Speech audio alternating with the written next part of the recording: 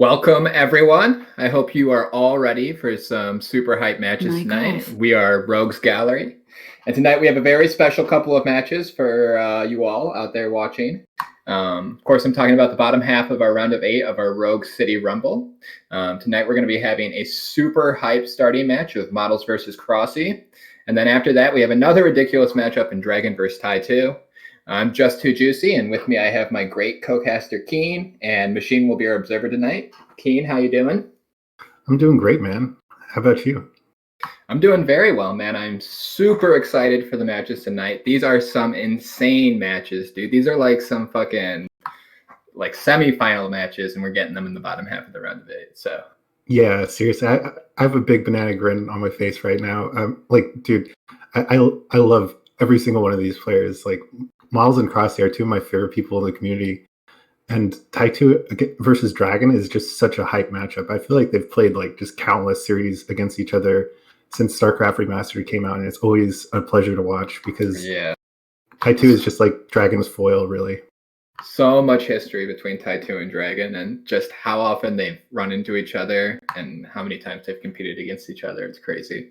So that one is going to be exciting. Another fucking, chapter in their endless fable to see if one of them can finally settle the score once and for all. But first, we're going to be starting with Models versus cRoSs, and that's going to be very exciting. Do you have any predictions for that, or any insight you'd like to share? I would say cRoSs would be the favorite, but from what I understand, both of them have been playing other games recently instead of actually practicing for StarCraft matches. Miles has been playing a ton of Valorant, and cRoSs has been playing a ton of PUBG. So who knows? Maybe they'll actually be completely evenly matched. We'll have to see how the FPS experiences contributed to their Brood War skill. Yeah, I think this will also settle which game is harder between Valorant and PUBG. This show match here, or not show match, just tournament game here. Do you have any particular opinion on that one? I mean, are you a Valorant player yourself? No, I've never played Valorant, but I do love PUBG. PUBG is a shitload of fun, and it's a hard game. So Valorant, I've been told, is like CS:GO light. So, and Models being the Valorant player, let's take a look at him here. Definitely. I mean, do you have any thing to say about his style? I think he's definitely just always ridiculously strong. He's not the most knowledgeable player. Like, he just plays pure mechanics, but his mechanics are just so strong that it always seems to get him by. Yeah, definitely. I mean, it's not to say that he's not knowledgeable, right? But he is kind of like he's almost like a Brood War free spirit. He plays a lot of like team games. He plays a lot of fastest map. Yeah, he loves fastest map. And he kind of just like does whatever he wants, but his mechanics are so sick, he just makes it work. Yeah, he's just got insane, ridiculous mechanics. So expecting just, I mean, it's not like, like you said, he's got knowledge too. He knows how to play the game, obviously, but his mechanics are just out of this world. But if he hasn't been practicing, maybe that'll be a weakness in his play tonight. Then again, he does play Protoss, and we all know, easy raids. You can take quite a bit of time off of Protoss, and really, in fact, taking time off Protoss probably makes you better at Protoss, right? Just because, play too much, it kind of dulls your mind a little bit. So I think we just experienced that firsthand. I think I came. That's what I'm thinking of. Yeah. No comment on those games. But yeah, I'm sure Miles will show us some great games for sure. Of course, on the other end of the spectrum, we have cRoSs. cRoSs, I kind of think the exact same thing about cRoSs. He definitely has more solid build orders, but he is also just like a mechanical, aggressive monster, Yeah, absolutely. I mean, cRoSs definitely, his build orders are really sick. His opening builds are like consistently on point. And he has the advantage of, being a native Korean. So, he's fluent in Korean, obviously, and he can get coaching from like the best of the best. So he really follows a lot of the Korean meta. And just like, when you hit Korean players on ladder, they're always like, they never miss a beat, really. They're always trying to take every advantage from the beginning of the game to the end of the game that they can get. And cRoSs is kind of, completely embodies that style. Like, he's always out for blood, always looking to eke out a little like micro advantage.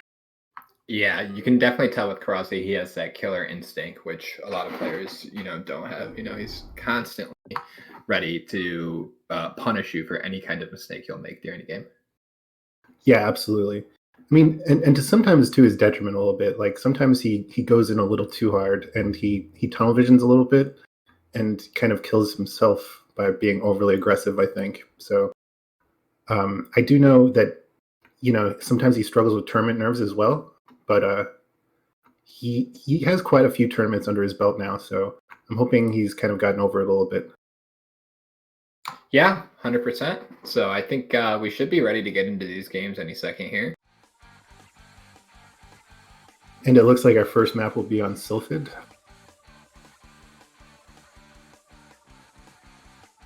And yeah, let's get into the countdown here.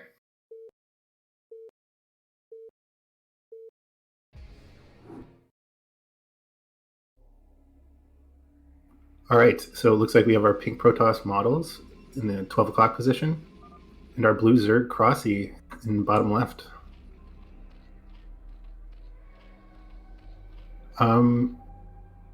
So what do you think about these positions on Sylphid?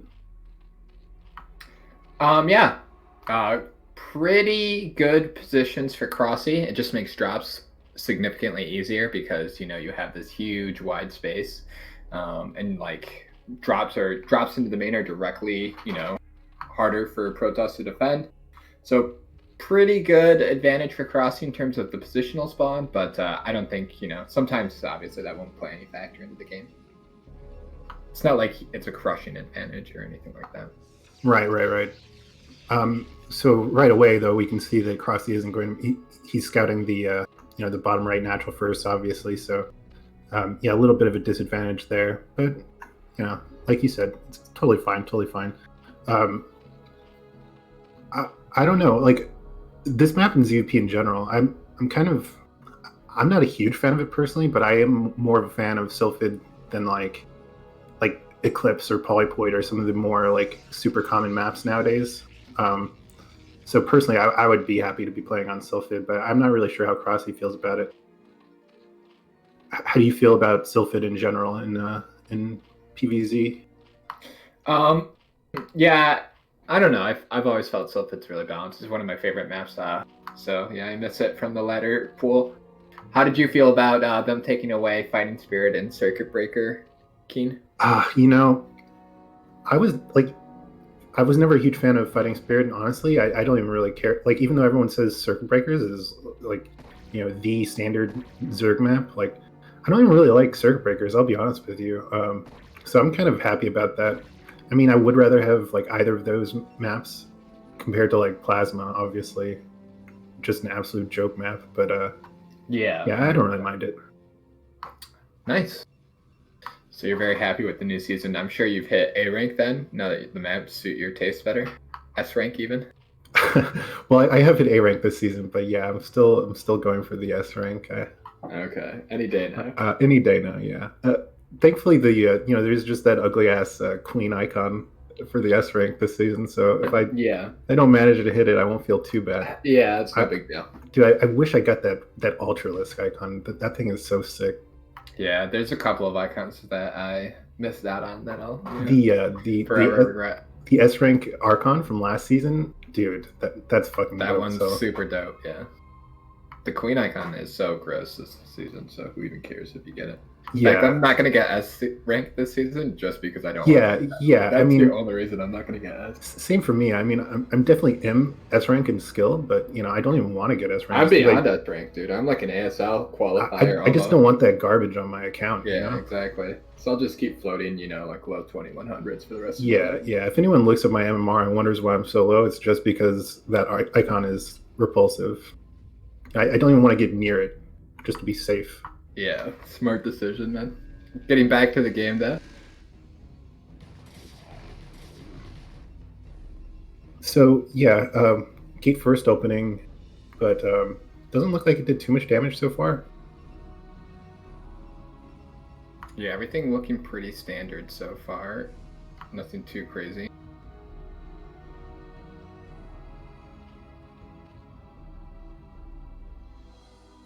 cRoSs just making the bare minimum amount of lings.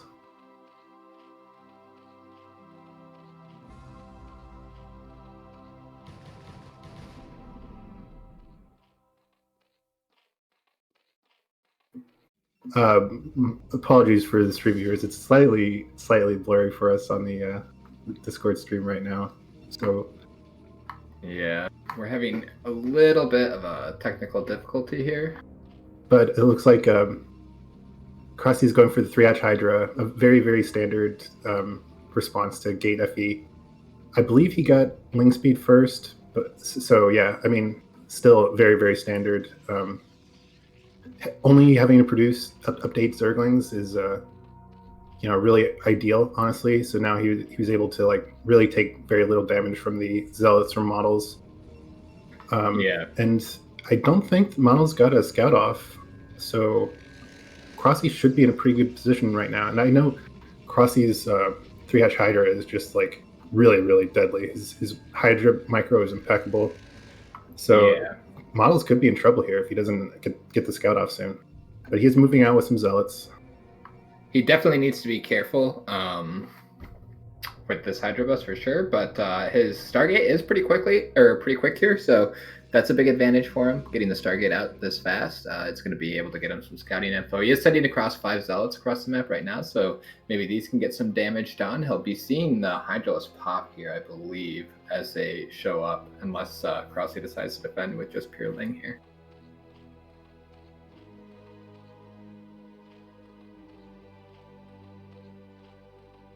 Yeah, and like I mentioned, as far as I know, cRoSs did get ling speed first, so even that shouldn't be like a tip-off. Sometimes when you go a 3-hatch Hydra against like Forge Fast Expand, for example, you usually skip ling speed. And so, as a Protoss player, if you see by like minute 5 or so that the Zerg doesn't have ling speed yet, it could be a tip-off that it's 3-hatch Hydra, but won't be the case this time. And yeah, there go all the zealots, and we can see more cannons going down. Yeah, but will they be in time? That is the question. He might have to pull some probes here to defend against this. Thankfully, it looks like a lot of units going down. Not actually able to kill the cannons quite yet.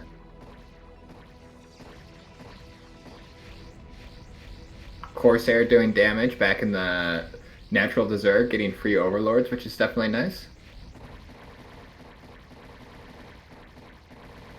And it looks like cRoSs is just going to start pecking away at the Forge here. Luckily, the Forge is actually going to go down first. The cannons weren't super well placed to protect the Forge. And getting the Forge first really feels good when you're going 3-hatch Hydra.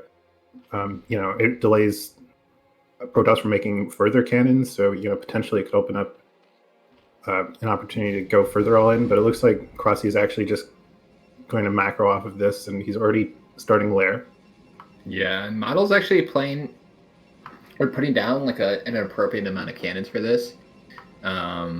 So that's definitely smart. That way he isn't going to, over-defend this with how many units cRoSs made. This looks pretty good for models, but we'll have to see as the game... I would say they're pretty even, to be perfectly honest. We'll have to see as the game continues who actually gets an advantage going forward.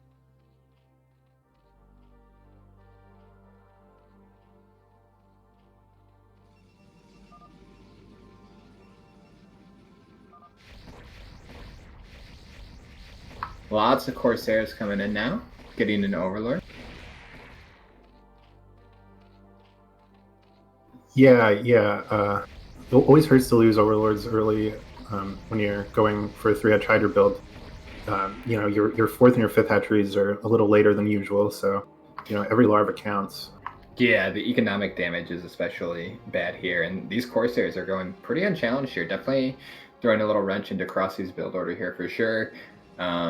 Making it, harder for him to transition out of this build into the later game. So Model's doing really good work with those Corsairs. And it's not like he invested that big of an investment in it either with how many Corsairs he has, He was sitting around 3 or 4, but he is continuing to make them, so he does definitely need to get some damage done with them.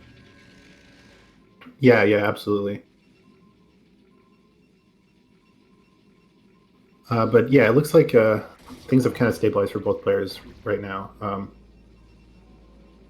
cRoSs is just keeping a few Hydras, in the front of models as natural, just to, get an idea of when he's moving out, see if any DTs try slipping out to get any damage done. But yeah, looks like cRoSs's economy is, all right. Teching up to Spire already, getting his 4th up. So things are going pretty smoothly. Yeah, let's see how many gateways models has going up. He already does have his robo, that's good. So already on 5 gateways, going to have 8 here pretty quickly. And with that fast robo, we're going to have to see if he wants to go with that more traditional, or I mean that more, I wouldn't really say traditional, but the more, current style of going for the mass zealots with, just some high Templars, so you can push across the map more aggressively with them. If he wants to go for, the more standard goon timing where you get a lot of goons to move out a little bit later with a, stronger push timing. So right now with those gateways going down, though, I actually kind of like the position that Models is in. I think he's going to have a really strong timing here.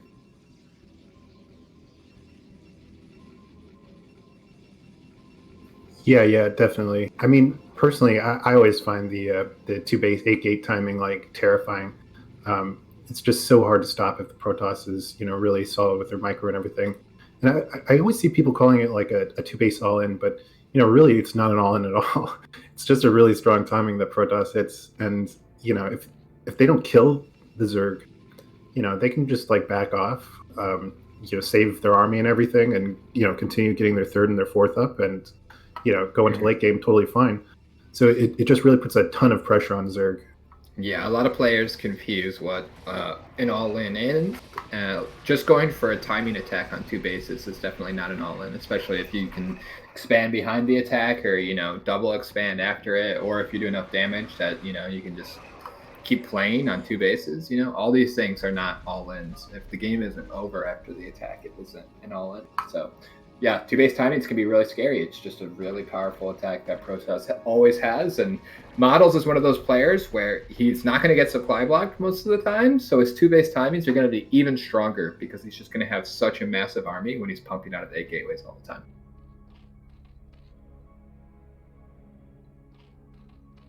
Yeah, for sure, dude. But cRoSs is definitely no slouch, definitely already teching up, as we can see, so that's definitely good for him. If he can get to like Dark Swarms, that obviously blunts 2 base timings completely, because you can't bust, Swarm with the just goons and Storm. You need more. But look at these Corsairs, man, getting a lot of work done right there. Lost a lot of the Corsairs too, so I'm not sure how even of a trade that was, but if cRoSs doesn't take advantage of the lost air control, then losing the Corsairs isn't that big of a deal. Now if cRoSs makes a bunch of Mutalisks behind this to snipe off the High Templar, then all of a sudden that's not nearly as worth it. Yeah, absolutely. But yeah, it looks like Models is finally getting ready to move out here. He's taking down some of his own cannons. And yeah, he does have to deal with a little bit of a lurker contain from cRoSs here. It looks like he's handling it okay, but he is still struggling to get out of his base a little bit. Might help if he actually killed a couple more cannons, honestly. Yeah, the cannons seem to be blocking his entrance just a little bit there, which is making it tough. It's surprising because his robo timing seemed really strong, but these contains on Sylphid are pretty brutal for sure. Yeah, absolutely. I know Sylphid, it's a pretty common thing to see lurker contains, because it is, you can get that wide arc outside that, while meanwhile the Protoss is limited to their kind of like somewhat more narrow choke, which is, always the prime conditions for a lurker contain. Yeah, obviously it makes, when there's more surface area on the outside than the inside, then obviously it's good for the Zerg there. And it looks like he's, definitely having some trouble breaking out of this. So the longer this contain holds, the better and better it gets for cRoSs. Yeah. So it looks like cRoSs already getting his 5th base up. In bottom 6 o'clock. It's not droned up yet, but the longer, like you said, the longer this goes on, Miles stays on two bases. He's going to start mining out around minute 13 or 14 or so, and if he can't break out and actually get a third expansion, he's just going to be pretty much doomed, really.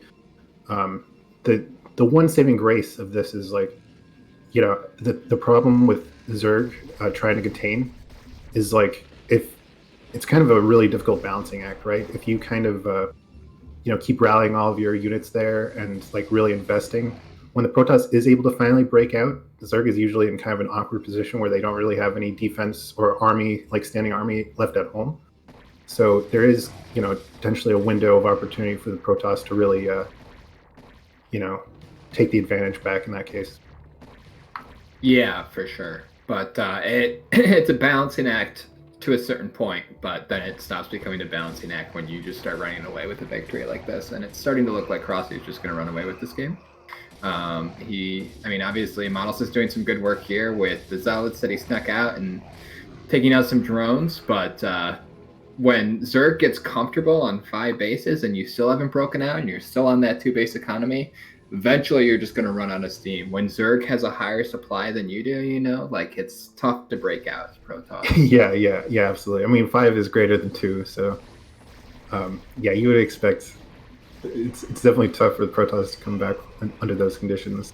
But yeah, like you said, Models is still trying to break out here, and as he's doing this, he's also getting work done with these drops. So yeah, but I just don't know if it's enough, honestly. No, it doesn't look like it's going to be enough. I think Models might be on his last legs this game, unfortunately. Obviously, you're not going to give up until you're completely busted here, but without being able to break out of his base, there's just not much hope, especially with cRoSs having such a strong economy now. Even if you do economic damage, you're still going to have to contend with the fact that cRoSs just has so many bases up, so many resources to play with.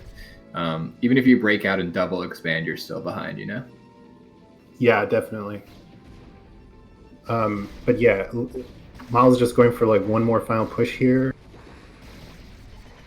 And still just, wow, yeah, cRoSs is doing a great job of really keeping him in place, I'm really not sure if Miles is going to be able to actually break out of this. I mean, he's getting some nice storms, but cRoSs just has so many units. Yeah, there's no way he's breaking out of this, unfortunately. And I think after getting his army wiped again here, he's probably going to GG pretty soon. Because this is, unfortunately, this is looking kind of hopeless. We do have a nice little attack on the high base, or the semi-high base here. But once again, it's just, like a couple of units. It's just going to cause a drone pull. It's not going to even if it kills the base, if you can't break out, you're still doomed in the end, And I don't even know if it'll actually end up killing the base, to be perfectly honest.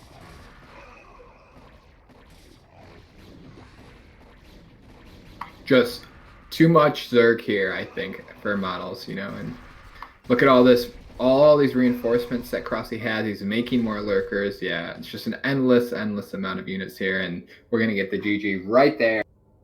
And we're going to move on to our next game. So cRoSs taking game 1 pretty convincing there, I think, overall.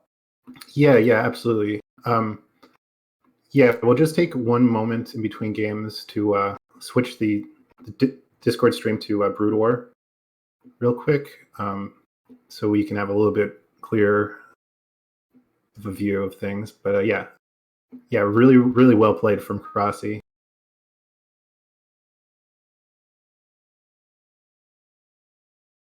And I gotta say, I mean, it's kind of looking like PUBG is maybe the higher skill game here right now. I mean, I don't know. What do you think? PUBG is definitely very high skill, without a doubt. So, I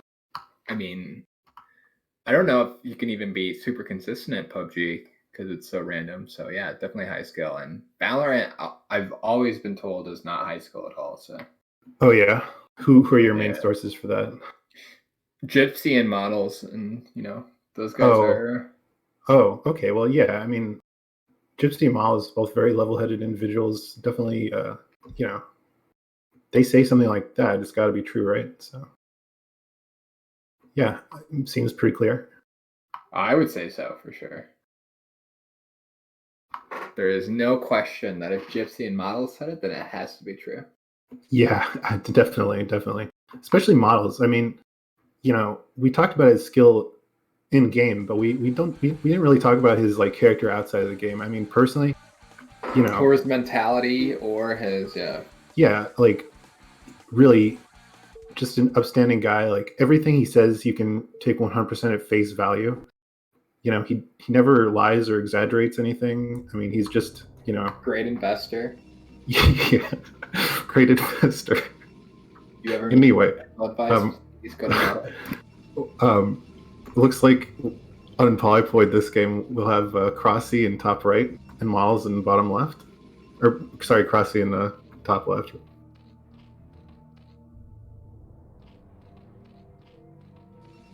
Yeah, and how do you feel about Sylphid? PVZ. Well, Sylphid, the map that cRoSs just absolutely destroyed. I mean, Polyploid. Yeah. Polyploid, my bad. Polyploid, it's better than Eclipse. I'll give it that. I mean, you don't like Polyploid? Better than, because I know you don't like Eclipse, so saying it's better than Eclipse is not high praise by any chance. Well, it's okay. This is kind of interesting from Models here. I wonder what he's going to be going for here. Looks like cRoSs going for a straight 9-pool. Models might be going probably going for a 10 gate or something, or maybe a 12 Nexus. If he's going for a 12 Nexus, so then unfortunately he's going to be running into some bad times. Yeah, cRoSs pulling out the 9-pool. He's one of, I swear, I feel like cRoSs is one of the few Zergs who really goes 9-pool a lot in both ZVP and ZVT.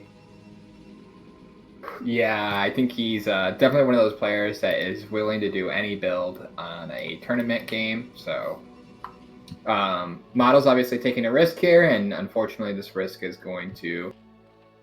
Okay, well, he is going for the Forge here, and if he scouts correctly, maybe there's a slight chance he can hold. But it still looks very, very dicey. Yeah, I mean, he should be able to hold. He is going to scout cRoSs first, and so he's going to see exactly what's happening. He's going to have to make 2 cannons right away. He's going to go for that Nexus first, so he'll have to cancel the Nexus, and I'll probably have to pull probes too. We'll have to see what he wants to do here. Here he sees the Lings are spawning right now, so doesn't look like he wants to cancel. He's just going to run this probe back, and this probe is actually slower than the Zerglings, so... But unfortunately, it doesn't block them. So the Zerglings are going to get there just as quickly. And I'm not sure Models understands just how quick these Lings are. He doesn't have anything coming yet. So these Zerglings are definitely going to get there in time. And this cannon will not be finished. So this is going to be 6 Lings on an unfinished cannon. It's going to melt in seconds here. And I think that's just going to be game. There's no way he can hold. He's finally pulling probes, but they're not in time. Lings already getting on top of the cannon. You can see the cannon melting super quick here, and now it's just 6 Lings versus a group of probes, and there's no way the probes are going to win this fight, unfortunately. So I think Models might be going down super early here in game 2. Yeah, wow. That Models, maybe a little greedy, like you said. Maybe he should have considered canceling the Nexus, but even if he had more probes there earlier and just try to block the holes a little bit better, maybe he still could have survived. But even with the probes they did bring, he just let cRoSs get a perfect arc on that cannon, and it just immediately died. And yeah, really sad to see. Very fast. Yeah, super sad to see, actually. That might have been one of the saddest things that I've ever seen, Keen. Yeah, aptly put. Yeah, I mean, very sad game. I didn't want to say it, but yeah, I mean, I'm probably going to cry myself to sleep tonight after seeing just that atrocious performance from Models. Like literally the worst game that I've ever seen. No, I was going to say that it was sad because cRoSs feels like he needs to cheese to get a win, but that's just me. Oh, yeah. Well, that too, I mean, come on, cRoSs, can't you just man up and play legit? No one plays legit anymore, dude. Yeah, I mean, can you imagine that, just winning with Lings? Who does that?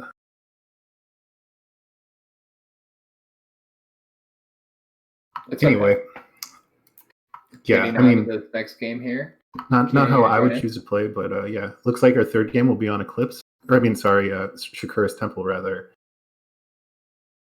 Just 1 second.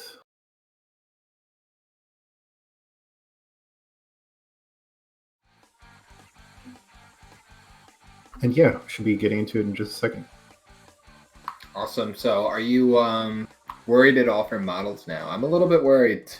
Down 2 games to cRoSs. Yeah, that's a rough position. cRoSs is an absolute just god of ZVP. Like, I mean, you could put like Snow against cRoSs and have him down 0-2, and I would expect cRoSs to win that best of 5. So Miles is gonna have to play his heart out to make a comeback here.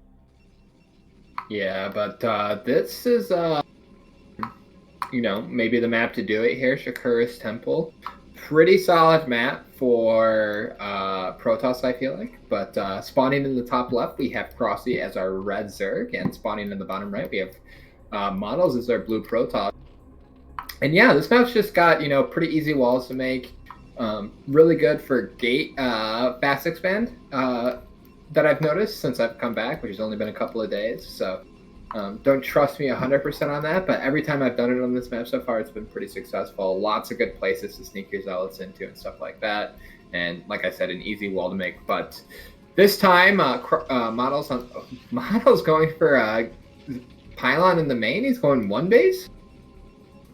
Yeah, this is crazy. I don't think I've ever seen Miles do a one base build in PvZ. I think this probe was on its way to the natural, and then he said, "Fuck! I sent my probe late," and so he decided to go for a one base. And I think this is more likely because he hasn't been playing a lot, and so he zoned out a little bit here. That's just my prediction. I think that you're totally off base. I think he practiced this build quite a bit. I think he, whatever he has in store for us, he practiced, dozens, if not hundreds of games. I hope so, because this is his tournament life on the line here. And cRoSs, unfortunately, going for a hard counter. I wouldn't really call this a hard counter, but for the thing I dread going up against the most whenever I do one base. Like if I play random and I go for a one base build, I always hate going against fast hatch. And cRoSs going for the fast hatchery here, and it's cross map. So this 2-gate in base is not going to be nearly as strong. I think things are looking really up for cRoSs here.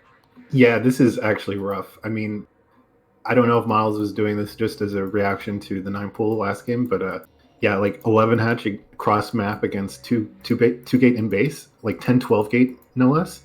Like it's not going to be able to do any damage. And I know that cRoSs knows how to play against 2-gate.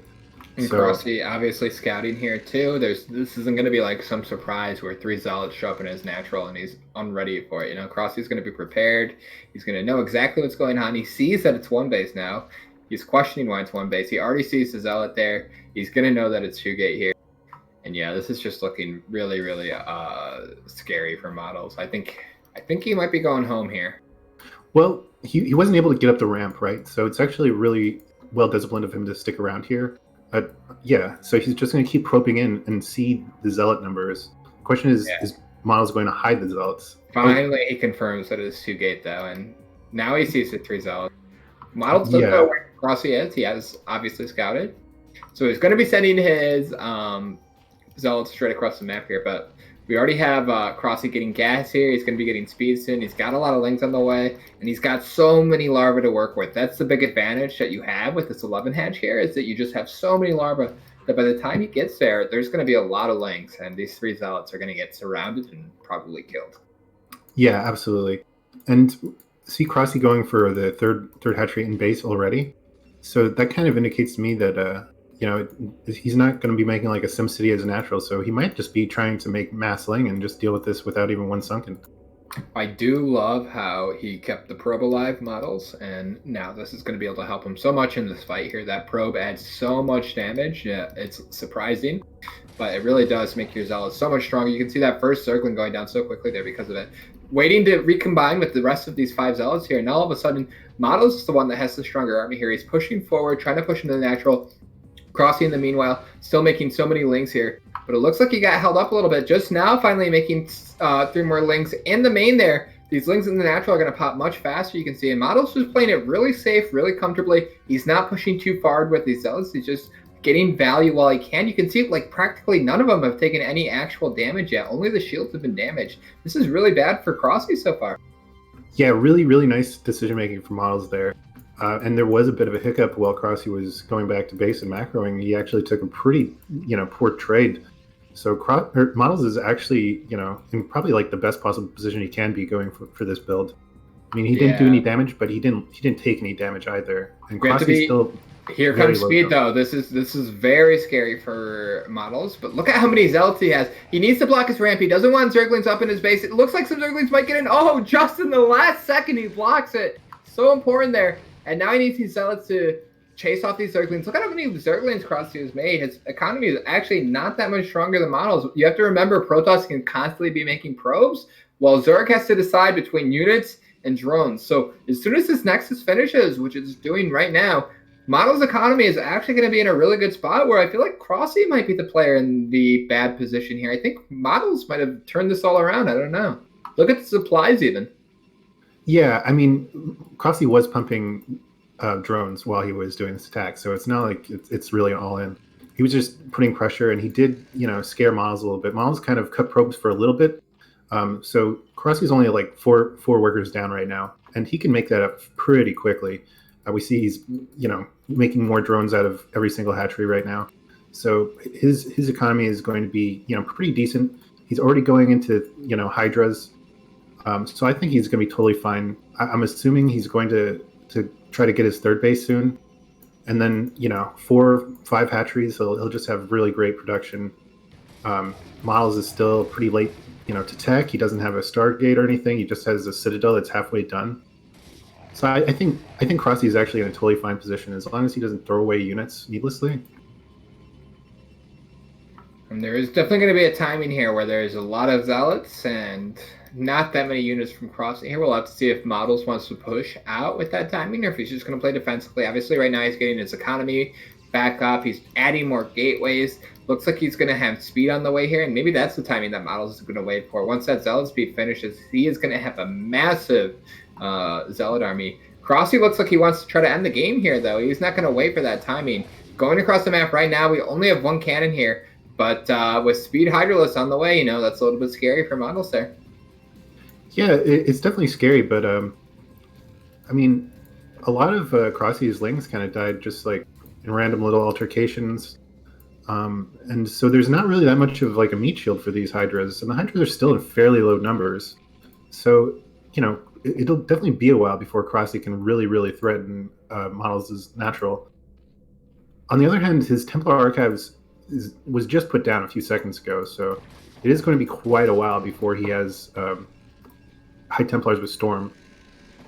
And there's still like a small window where Lings will still take 3 hits to die to these Zealots, so yeah. Yeah, but these Hydras are showing up right now, and you can see just how much value they get just by being able to poke. But we do have speed almost down for these Zealots. When speed finishes, they're going to be able to swarm these Hydralisks. And if cRoSs's not careful, maybe it's him that will be on the back foot here. If these Hydralisks suddenly get surrounded by this many Zealots, they'll clean these Hydralisks up very quickly here. cRoSs now putting down his third base. That is a very late third base, obviously. And yeah. Models revealing his speed. He's going on the Hydras right now. Doesn't get a good surround on him, but obviously I still think he just has enough Zealots to straight up win this fight here. Zergling's coming in to try to tank for the Hydralisks. There's still so many Zealots and they're just barreling through. The Hydralisks are melting here. Models finally getting a pretty decent surround there, picking up a couple of the Hydras there. So many of them are in such low HP too.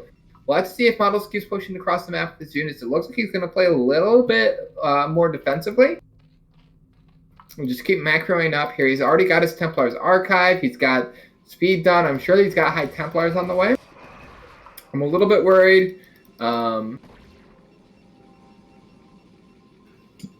cRoSs's position here. I mean, cRoSs, yeah, his third was quite late. I'm honestly surprised he got such a late third, because now it is a little bit of an all-in position. And yeah, he's getting more Hydras picked off. Like there's just no way he's going to be able to break Models' natural now that all these cannons are down and he has such a Zealot advantage. The one silver lining is that Models actually he just started his Storm upgrade about 30 seconds ago, so it's still a little ways off. But yeah, I think cRoSs just doesn't have any potential to break him regardless. I mean, This, that last fight, there was a little bit of wonder from cRoSs having his lings kind of behind the Hydras. So, yeah, I don't know. It's definitely a precarious position. you were talking earlier about how cRoSs was only a couple of drones behind, so it wouldn't take that long for him to catch up because he can make drones from every larva. This is a significant drone disadvantage here, where he's down. Seconds ago is down way more than 12. Now he's down 10 still, even at this point. This is a lot of drones to catch up. And when models can just pump units only, he already has so many gateways. He can literally just pump units. He can cut probes now. cRoSs's going to have such a hard time ever catching up. Look at the supply advantage all of a sudden. Models just barreling ahead. This is so many zealots. This is like the same amount of zealots that it is Hydros. I'm surprised Models is backing off. I feel like he could take this fight and win it. Yeah, I mean, that is a lot of Hydras from cRoSs, but you're absolutely right. He's still down in workers, and even if he makes more workers right now, it kind of takes a little bit of time for that economic kick to kind of like kick in. So, yeah, like he doesn't have too many hatcheries.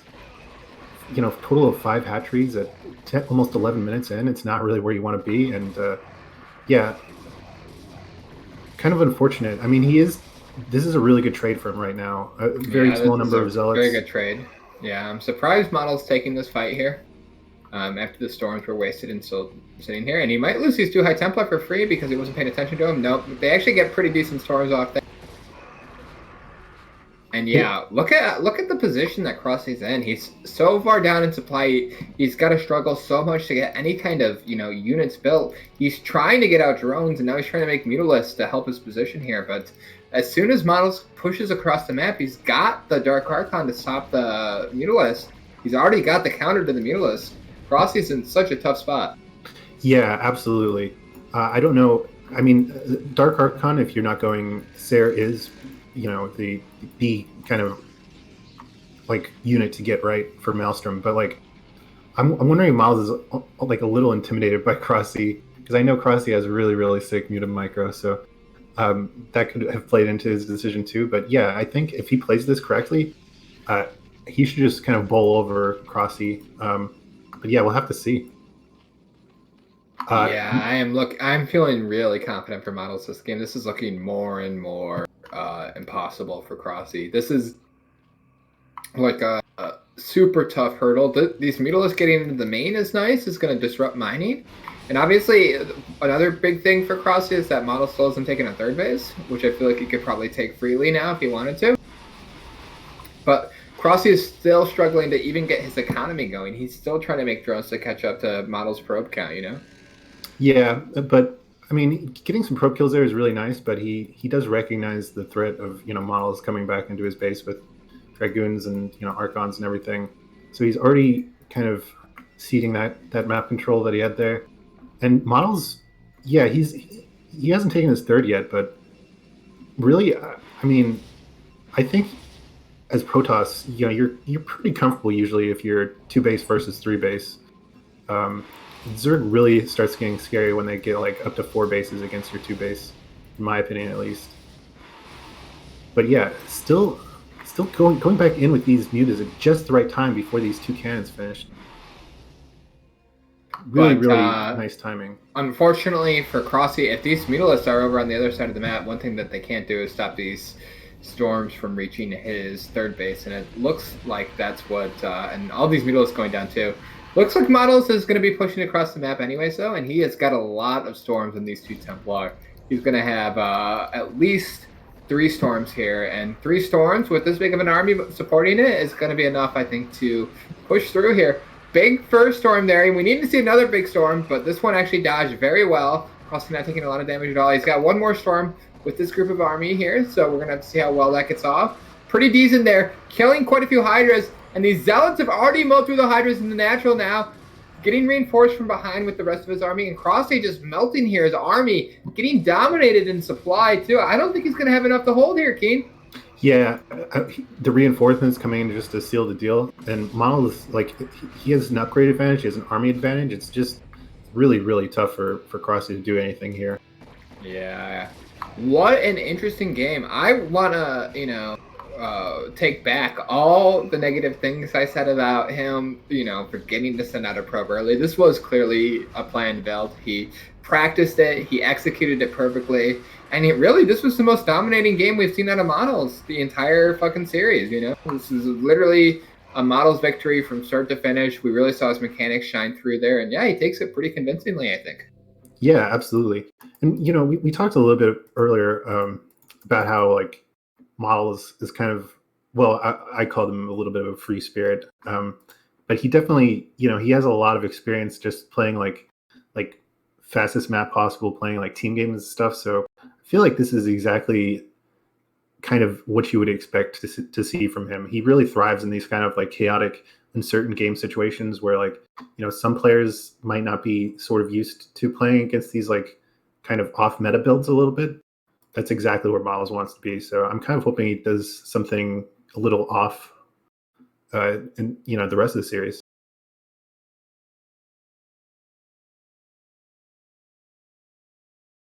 Yeah, well, we're gonna need to see something for cRoSs off his game because it's still his series to lose. I feel like he is still up, obviously, 2-1, and he only needs that one game. And picking Eclipse here, Keen, how do you feel about that? Well, I'm surprised, but cRoSs is very good with the Hydra control and everything. One thing I will say is that Eclipse is really, really hard for the kind of like turtle, like 4-base turtle into a hive style that I prefer, where I can just like sit back and get my like lurker defenses up and everything, just because there's so many different paths that Protoss can take to pressure you. But on the flip side, cRoSs is really, really good with just like the heavy Hydra, heavy lair style, where he really tries to put pressure on Protoss in the mid game with upgraded Hydras and Mutas and everything. So if any Zerg can win on this map in ZVP, I think it's cRoSs. Good point.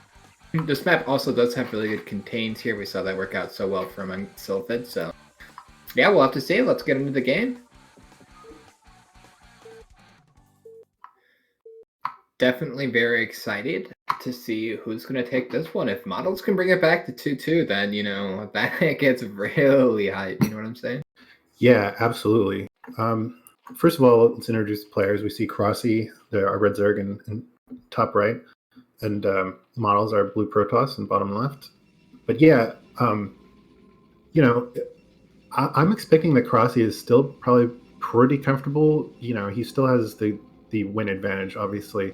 But yeah, if he loses this game, it'll be really tough to come back mentally. I think like just dropping the ball like that would be just really intimidating, in my opinion. Yeah, but I think cRoSs, a seasoned tournament player, would be, able to withstand it. Even if it, in your opinion, it would be intimidating, he would probably not find it intimidating because he's good with it. Yeah, I'm just, a lowly unskilled peon. What do I know about competing? Yeah, exactly. So not like one of the titans of North America like cRoSs. We don't want to put your mere thoughts into the mind of cRoSs, who is a god. Yeah. Just a pleb like me, what do I know? cRoSs might even lose on purpose just to put on a good show. That might be in his mind right now. Like, oh, this was not exciting enough. I have to Game 1 and 2 are just too easy. I want to give the fans, it's like the classic pro gamer interview thing. I want to show my fans good games. So exactly, yeah. What's better to show the fans than a 3-2 series, really?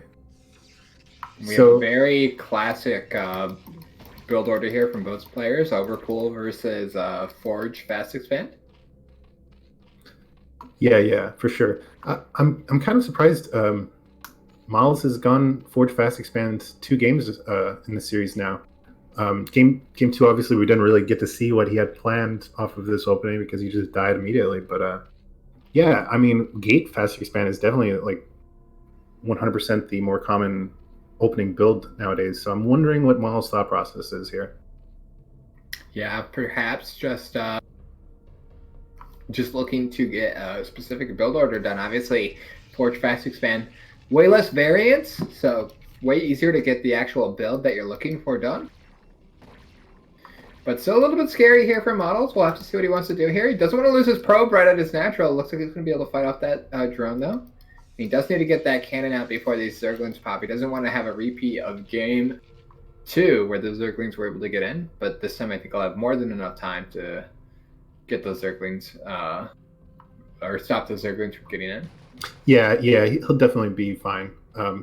And we saw, or cRoSs rather, just being extra careful and actually going for the drone scout to Model's natural just to make sure, which is not always what you see on Eclipse. Sometimes, higher level players will just skip the drone scout completely because it's a 2-player map and they'll just rely on their overlord to see what's going on in time.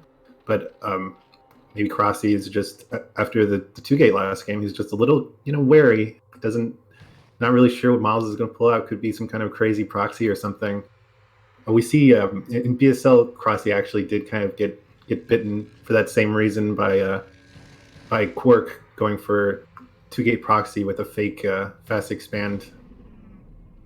So yeah, cRoSs really, it seems like he's very confident in his play. He just wants to know exactly what's happening, and as long as he can survive without taking too much damage, he's probably pretty confident.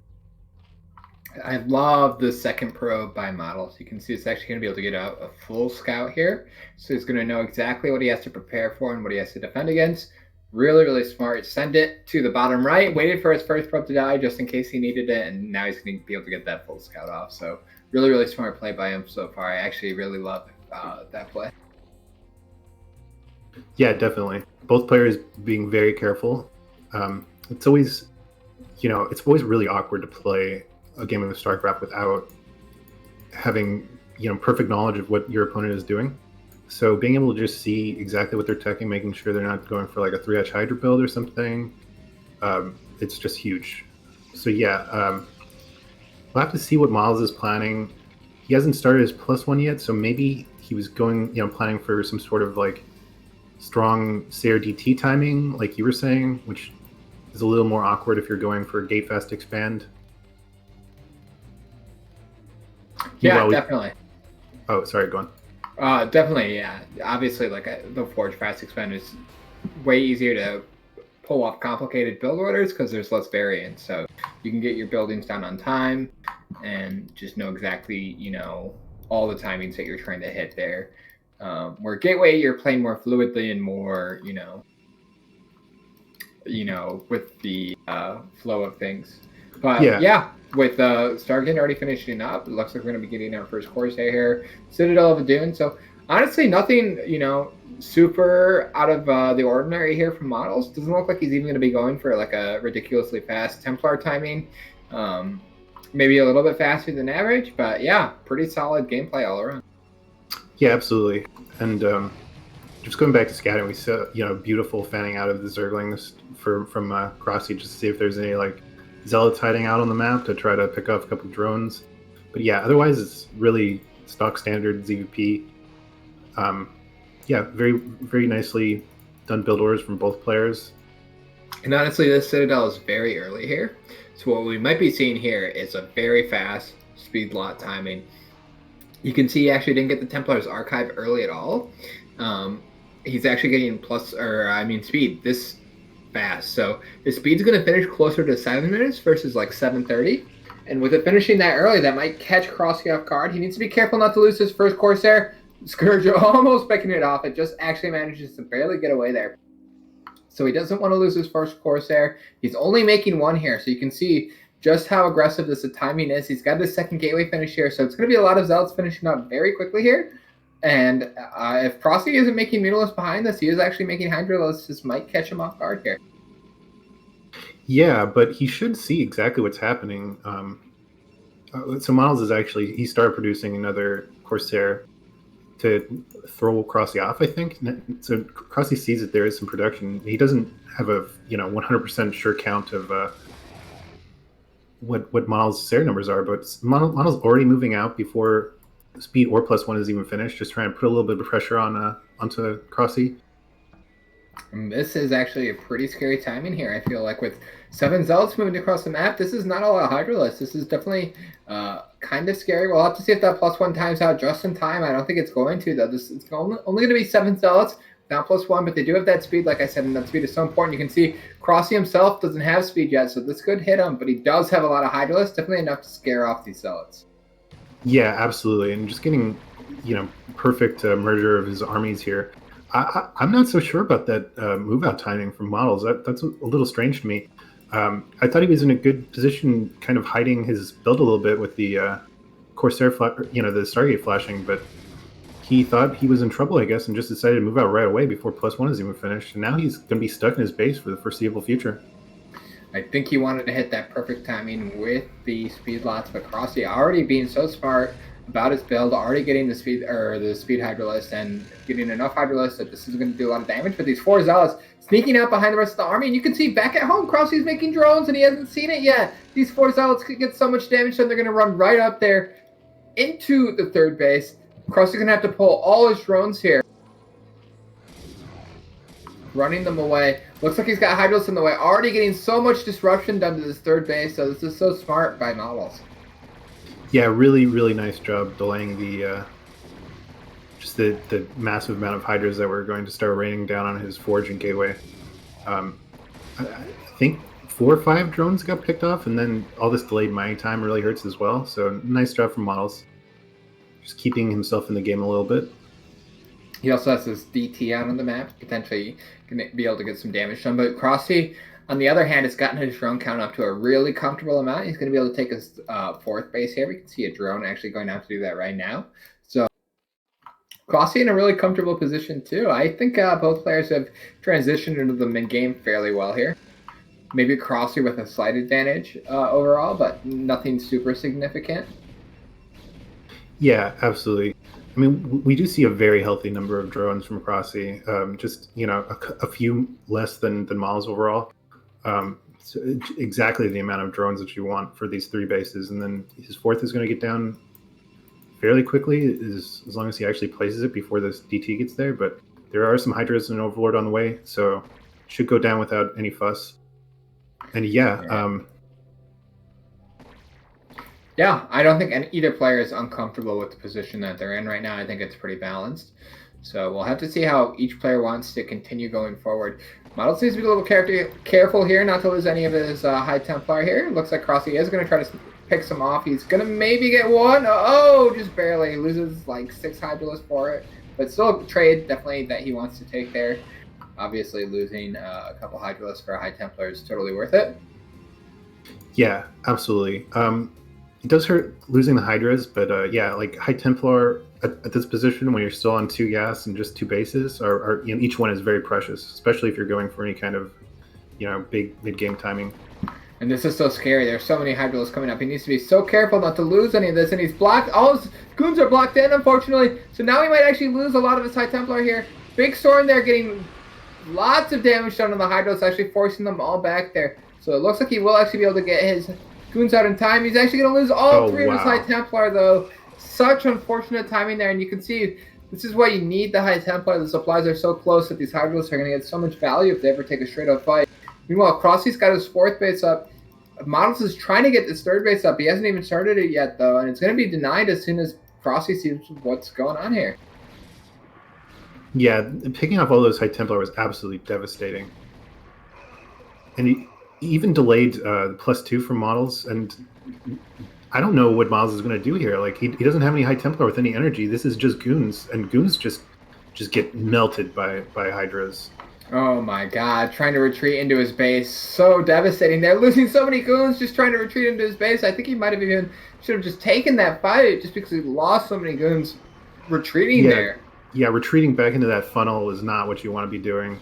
But yeah, I don't know. I'm not sure he could have really done any significant damage to that army either way, and we see him typing out.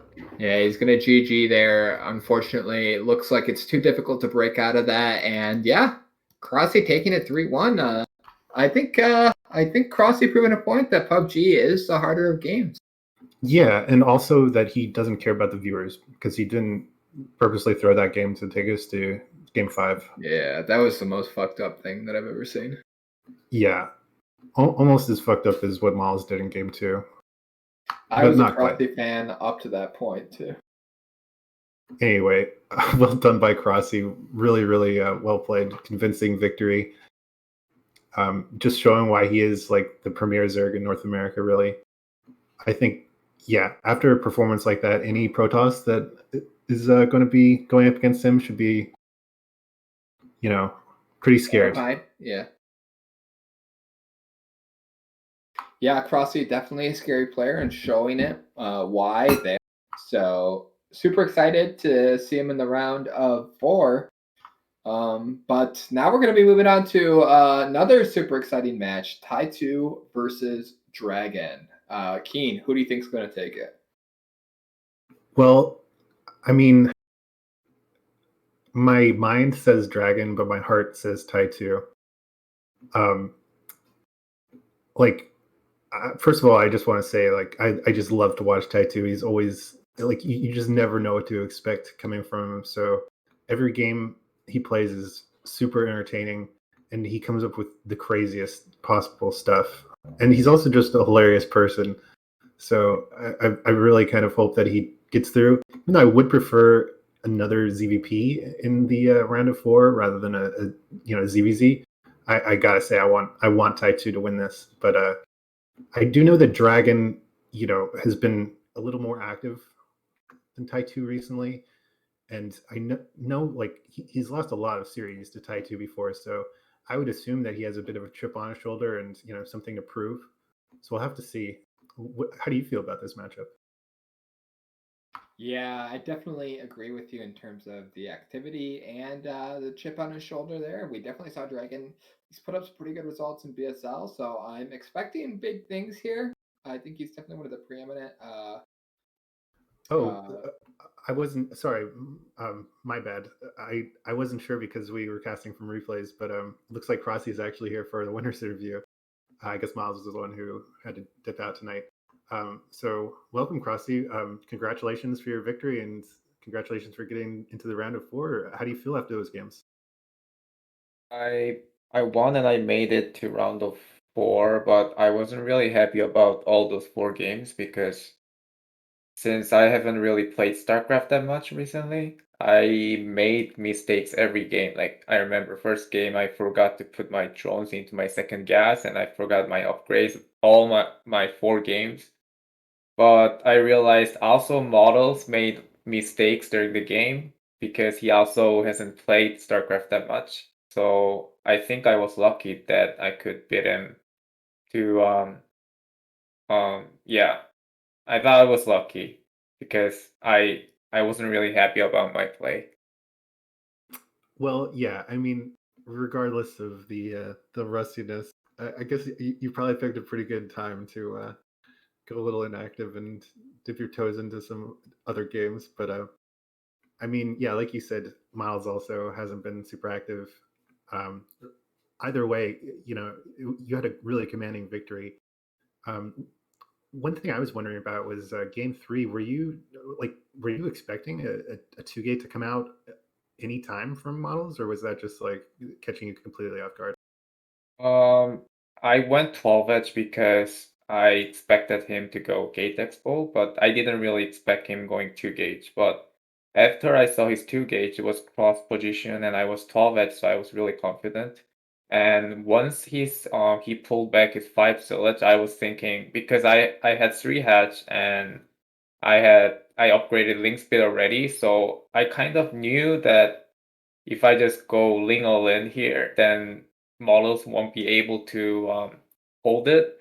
But since I beat him with 9 pull in my second game, I didn't really finish the game early, so I just went to Hydra, and then that really he really countered that by skipping Stargate and go Mass Sillage. So I just wanted to play a good game, but he outplayed me like in game 3. So Right. Yeah, I mean, it's always hard to play against 2 gate because there's just so much variance. You never know exactly how the game is going to play out. But yeah, um, the rest of the games, I mean, game 1 and game 4. I mean, obviously, game 2 you just instantly won because he didn't respect the 9 pool properly. But game 1 and game 4, you still really pretty much crushed him, honestly. Do you? I know you mentioned that you made a few mistakes here and there, but I mean, otherwise, I gotta say, I think you played really well. Are there any other things like special builds or something that you prepared for Miles specifically in those games, or just the stock standard sort of ZVP?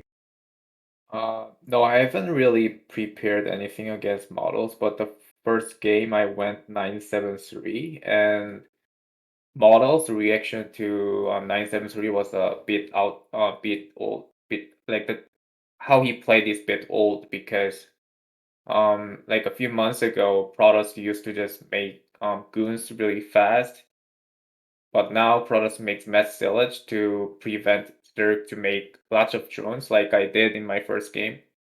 So if Protoss just goes directly into Templar attack, then I have much more time to make drones before start making Hydras. So that really actually that was very good for me. And these days I haven't really played StarCraft that much, but I recently started to play again, and I feel like I know what my weakness is, so I'm trying to work on it. So I think my game style is kind of a little bit changing these days. So I hope it benefits me when I have to play against Ty2 or DragOn in a round of 4. Because if I play like this, then I will lose in round of 4. But I don't want to lose, so I'll try to play more and prepare more against them. Awesome. Well, I hope you continue practicing and work out the kinks in your gameplay and everything. Do you have any questions, Just? No, man. Just wanted to say congratulations. You played well tonight, and yeah, you definitely showed models who's boss and which of the two sub games is better. Yeah, we all know that PUBG is superior to Valorant now. Anyway, congratulations again. It was a pleasure talking to you. Yeah, thank you.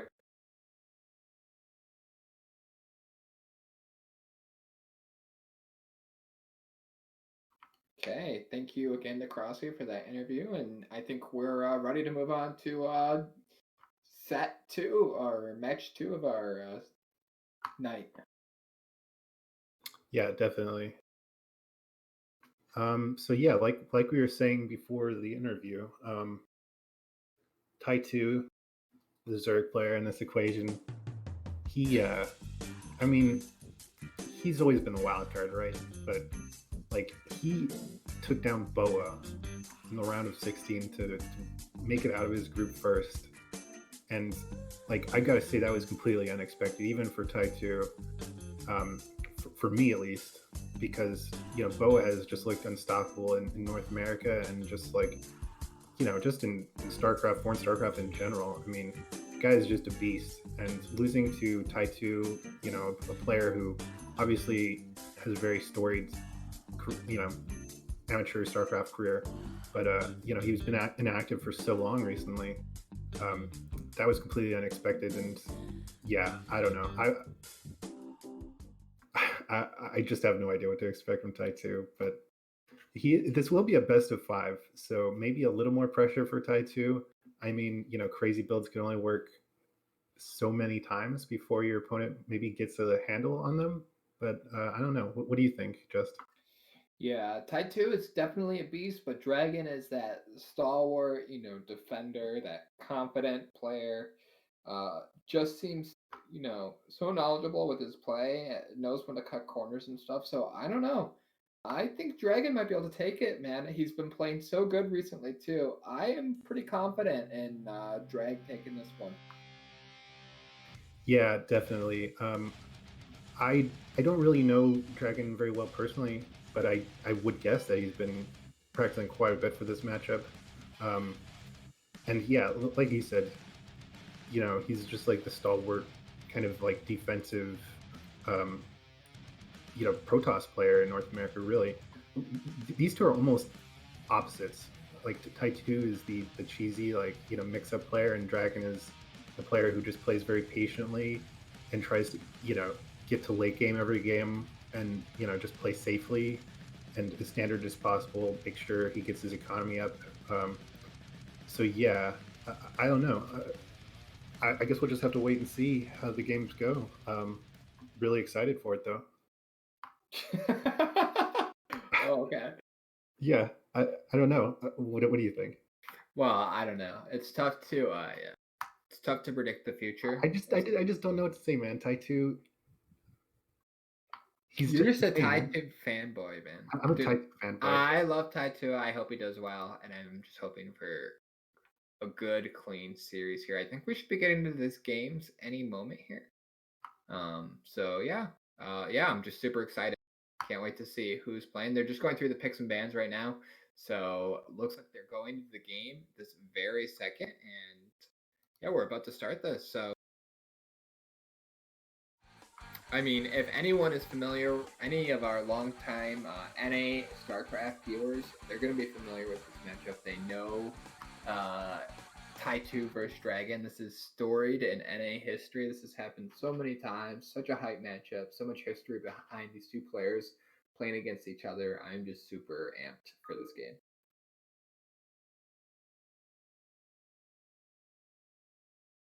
Yeah, and it looks like our game one will be on cRoSs.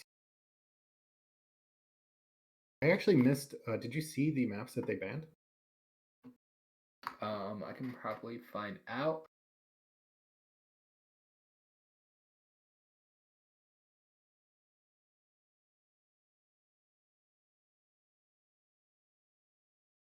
And we're just waiting for DragOn to get into the lobby real quick. So we have Sylphid and Optimizer banned.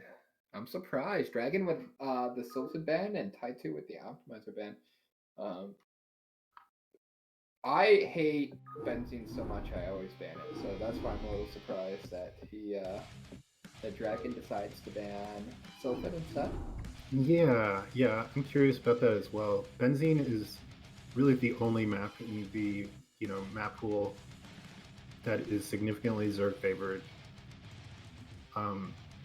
So yeah, that would have been my first guess, but on the other hand, the reason it is Zerg favored is mostly because it's very easy for Zerg to split the map down the middle and kind of turtle with lurkers on the high ground.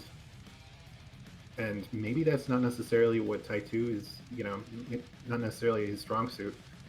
I don't know about Sylphid, but yeah, maybe DragOn was just wary of some kind of weird cheese build that Ty2 might pull out on Sylphid.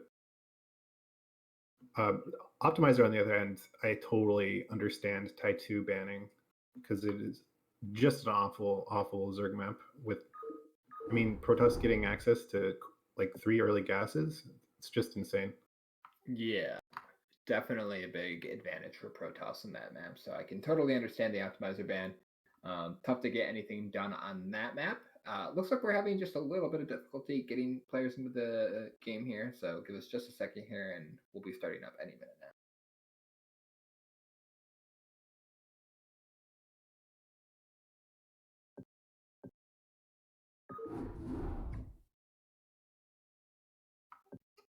But cRoSs, I think cRoSs is pretty even of a map. I don't think there's any huge advantage for either race on this map. It is kind of nice with those high grounds if you can get a contain off as Zerg, but there's obviously some really good gate FE play that you can do in this map as well. Yeah, absolutely. Rush distances, I always note this, but rush distances are pretty short in this map, so yeah, it could be good for gate FE, but it could also be good if Ty2 goes for some kind of aggressive lane play early. And yeah, I'm just so excited to see Ty2's build order. We're going to be getting into the game here. Looks like spawning in the bottom right, we have our blue Protoss and DragOn, and in the top right, as our red Zerg, we're going to have Ty2. So, yeah, what do you think about these positions, Keen? How do you feel about them? Well, right off the bat, we see that Overlord scouting goes clockwise, right? So Ty2 is going to get a scouting advantage right away. Yeah, so it's going to put DragOn on the back foot a little bit, unless I don't know. I assume the same sort of like scouting tricks probably work here. So we might see DragOn go for like a little sneaky probe scout to go check like a 3 o'clock just to see if the Overlord is there. So he will probably, if he does that, get a very early scout on Ty2 as well. But yeah, I mean, other than that, pretty much fine. I think walling on this map is sometimes a little wonky for players who are inexperienced, but that pylon looks perfectly placed as far as I can tell. I think it's probably rare for players to be inexperienced now too, with it being on the ladder pool. I think we should start to see more standard walls in all the positions here for ProToss players. I'm a little bit, I guess I'm not surprised, but DragOn going for the gate FE here. So definitely, typically DragOn a little bit more of a Forge FE player, I think, from history. But maybe he's changed up his style, and maybe we'll see more gate FEs this entire thing. It's definitely the more in way to play right now, for sure. Yeah, absolutely. But we do see a 9-pool speed coming down from Ty2. So, he's not trying to prove anything to anyone. He's going straight for the, one of the most aggressive opening builds in 9-pool speed. So, yeah, he'll be trying to pressure very, very early with these, 6 slings that should be out before the second Zealot hits. And he'll have speed very, very early as well. For those of you that aren't Protoss or Zerg players, 9-pool speed is actually very, very strong against Gate FE if the Protoss is caught off guard. It's like almost game over here. So, and Ty2 being so smart, hiding this Overlord. So DragOn also being really smart, sending out that second scout. A lot of Protoss skip the second scout and only wait for their Cell to go across the map, but this is still going to be scary because he doesn't have that Forge going down first. So these 6 slings could actually finish speed before there's anything blocking here. There could just be one Zealot out here. Thank God DragOn's getting the scout off here. It's definitely going to save the game here. He's pulling some probes, or just one here to get that Forge down so he can get a block here. Looks like it's just going to barely be in time. You might actually lose the first probe here. Getting pretty good block here. And actually, he can't target down that second probe. He loses all the Zerglings so quickly. Oh, no. Devastating for Ty2. That's so devastating. And now DragOn just a dominating position. When you can get this many Zerglings this quickly and have the full wall, no worry about a run by or anything like that. All of a sudden, the 9-pool speed loses all the potential for it to be scary, and it becomes like you're really far behind. Yeah, getting 2 lings in, though, is nice. Yeah, DragOn needs to be careful.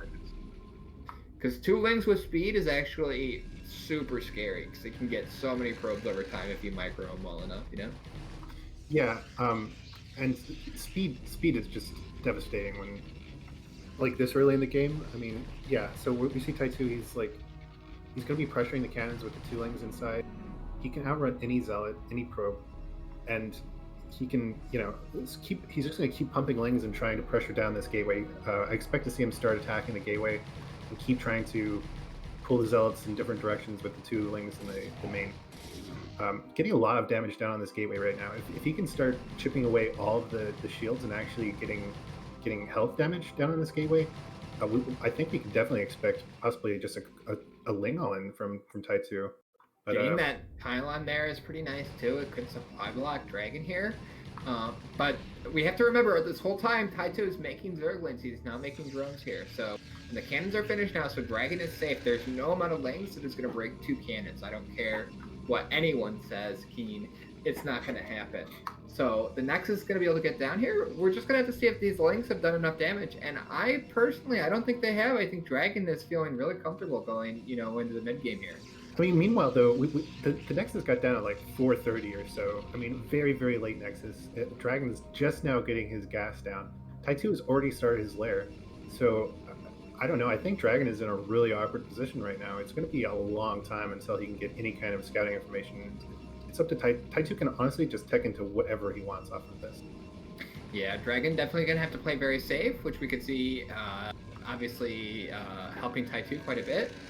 But, I think if DragOn just plays this smart and plays this safe, he can actually get a big advantage here and potentially take this game 1. But getting the Hydralisk den there, so we're probably going to see drops with the layer there as well, would be my guess. Keen, do you have any opinions on this as our resident Zerg player? Yeah, he could be going for an early drop build, or he could be going just straight up for a lurker ling bust. We've seen that a decent amount recently. It's a fairly old CVP like all in. But yeah, anyway, we see these 5 Zealots moving across the map, trying to pressure the Zerg, just get a little bit of scouting. Big timing by DragOn. It's gonna get so much info. Already getting up into the main, he's gonna see everything here. And these Zealots are going to trade so nicely being on this ramp here. One Zealot can run all the way into the main if he wants to, but he can also just take this fight, and he's going to probably win this fight because he's got such a good fucking angle here. One Zealot going into the main, going to get all this info here, sees the lair, sees the Hydra Den, knows exactly what he's going against, knows what he has to defend against, and it's going to be able to maybe pick off a drone here as well. Just a perfect move-out timing from DragOn there, getting everything that he needed to from it. Yeah, really awkward from Ty2. I think he was a little distracted from trying to micro his links in the main, and he let the Zealots get a really good position. So yeah, like really awkward now. I'm guessing we should see a couple more cannons down from DragOn here. I mean, he saw the Hydra Den, right? But he still doesn't know, like, is it Lurker? Is it some kind of Hydraless drop? Like, there's still tons of options that Zerg can do from here, so it's still scary for DragOn, but just even knowing that it's not going to be mutalist, right? Like, even knowing that instantly, helps you out. You don't have to put nearly as many cannons down in specific locations and stuff like that. So, but we see a really great response here with the early Robo. Like you said, he knows it's not going to be mutas. So whether it's some sort of like Hydra all-in or it's early Lurker, DragOn can either go into like Reavers, or he can get the early Observers to deal with the Lurkers.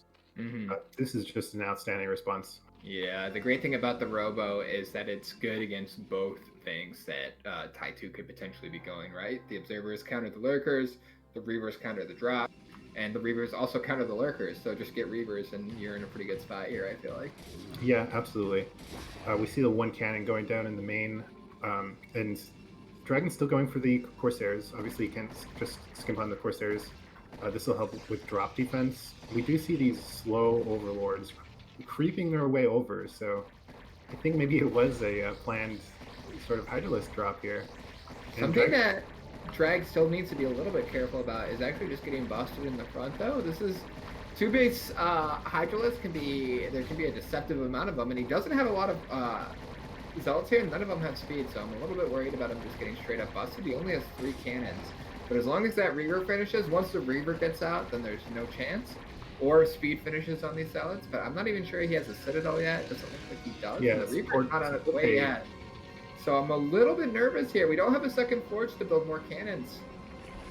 Yeah, that is decent. 7 Zealots is nothing to scoff at. But yeah, it looks like a lot of Hydras getting. Yeah, this is a lot loaded up too. This is 12 Hydras. And these are slow Zealots. I'm a little bit worried for Drag here. I think Ty2 might have just found the perfect timing here. These Reavers are not in time. I'm not sure if that Bay was late. It felt like the Robo was in time. The Bay doesn't seem like it was put down perfectly on time here. And all of a sudden, this is a lot of Hydralists to be in your main, just shooting away at things. We do have 2 cannons here. I really like this addition. But if they're not defended by these Zealots here, they're not really going to help that much. Yeah, and Ty2 just being very patient with the Hydra Micro. He went in, sniped 1 cannon while the Zealots were out of position, and then right away he pulls back to not allow the Zealots to get like an arc around them or anything.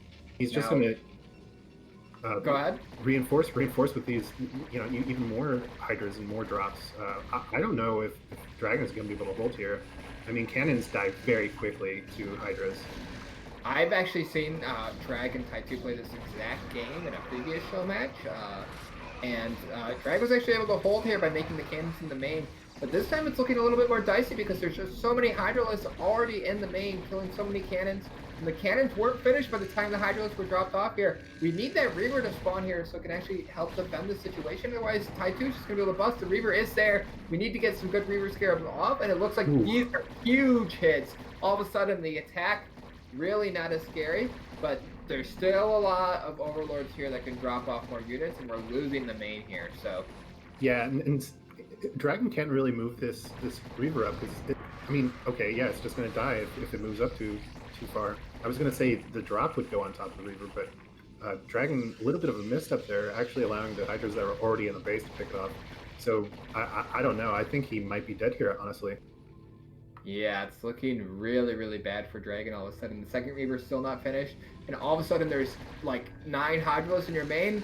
You can't get any more cannons down. There's 1 cannon. It's definitely not enough to hold it. You're not going to be mining in your main, and this looks like it's going to be devastating. And actually, Ty2 taking the game. It looks like insane. Taking the game, he has his third base up. It's not fully droned, but like he can do kind of whatever he wants right now. It's going to be so long before Dragon can get back to mining this main. Yeah. How long? I was just gonna say, how long do you stay in this game at this point? Do you keep fighting it out, or do you leave to keep your mental strong? I mean, it's up to the player, right? I would probably leave, just cut my losses and get on to the next game. I always feel like when players really, okay, yeah, we see GG coming out from Dragon. Yeah, like you said. This is one of the tilting games because it feels very winnable. It feels like if you just change a couple of things about your build, you win this game, unfortunately for Dragon. Well, that's got to be one of the frustrating things about playing Ty2, right? Is he has such a crazy bag of builds, and you can't play safe enough to prepare for every single one. So you have to cut corners somewhere, or else you'll just die to a macro game, or he'll go wrong. That's a pretty fair point. I think Ty2 might be the most tilting player in the world to play against because everything he does is going to tilt you off the face of the fucking planet. But the games will always feel like that, where it's like, if I just made that one building earlier, if I just did that one thing differently, then I would have won. But yeah, definitely. I've heard some hilarious stories of people practicing with Ty2 in terms of how tilting they get. Or tilted they get, but yeah, I feel like everyone in North America has a story of like being asked to practice with Ty2, and then he just like goes 4-pool against them like 10 games in a row or something, and they just like tilt off the planet. Yeah, classic Ty2. But something that he said to me once that I think he's obviously really taken to heart is if you've practiced this cheese 1,000 times and the other player has only played against it once, you're going to be way better in the craziness that it occurs than he is. So it's going to be a huge advantage for you, during the game. Yeah, for sure. Anyway, game 2 on Eclipse, we have Ty2 in the top right and Dragon in the bottom left. Yep, and we'll have to see what Dragon wants to do. If he wants to go for Gate Fast Expand again, or if he wants to go Forge. Eclipse, I think, is honestly a great map for both for Protoss. You can really take advantage of both in special ways. Yeah. Honestly, I wouldn't be surprised if we see Dragon go Forge. I do think Gate Expand is generally a good idea against Ty2, but like Ty2 he has some like magic lings, dude. I mean, we saw it in a game against Boa, where he got a ton of work done with just 2 speedlings in the main. And after last game as well, like it was looking dire for him in the very beginning of the game. Losing all those lings just for a couple probes really, really hurts when you're going 9 full speed. But regardless, Ty2 was able to get 2 lings in anyway after all of that, and they were just devastating. Dragon's tech was so late, his Nexus was so late, so yeah, I don't know. Yeah, I'm not really sure it was his lings that won him the last game, though. I think it might have been his Hydralisk drop that really carried him there. But yeah, no, his lane control is obviously very, very good, and he's not a high APM player, but he's very meticulous with his control. So like it doesn't matter that he's not high APM because he's got such good multitasking. Yeah, but we see Ty2 actually going for a 12 hatch this game. Kind of surprising, not even an 11 hatch. So going for a gate FE. So yeah, this is potentially very good for Dragon. Of course, that was a 10 gate, not a 9 gate, so it's not going to be the fastest solid. But if this solid can get into the main before Zerglings are out, then we could potentially see Dragon getting some serious damage done here with his gate FE. Yeah, I mean, I'm wondering what Ty2's plan was with the 12 hatch, because this is a 2-player map. And it does look like he's actually going to threaten a cannon rush a little bit here. But we'll see how far Ty2 goes taking the bait. This is concerning to me because Ty2 didn't drone scout here. So if he thinks there's an actual forage here, he might not leave enough lava to make Zerglings here.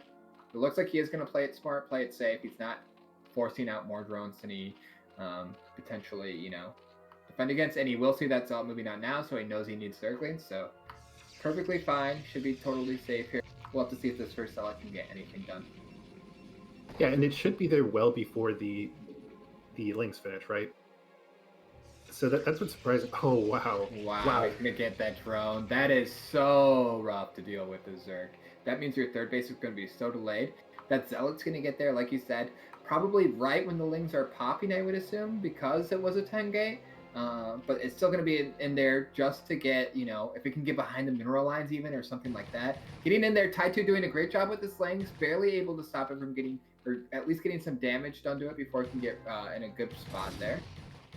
And the Zealot, the first Zealot doesn't look like it's going to get too much done, to be honest. But still, just even denying that third base for the amount of time that he did, it feels good for DragOn, to be honest. Yeah, and funny thing, Ty2 was actually going for like a regular, like 230 gas timing, assuming that was forged. He actually had to cancel that. So just, maybe getting thrown off a little bit here. Yeah, and DragOn even like you said, Ty2 isn't the most multitask intensive player. So while DragOn didn't get any actual drone kills or anything with the Zealot itself, just forcing Ty2 to continue making Lings and forcing Ty2 to like tax his APM a little bit, I would think is a reasonable, victory for DragOn. I mean, you can literally see it with the builds, right? DragOn getting away with so much core before cannon. He's got such a big advantage here. Look at how many Zerglings Ty2 made compared to how many Zealots.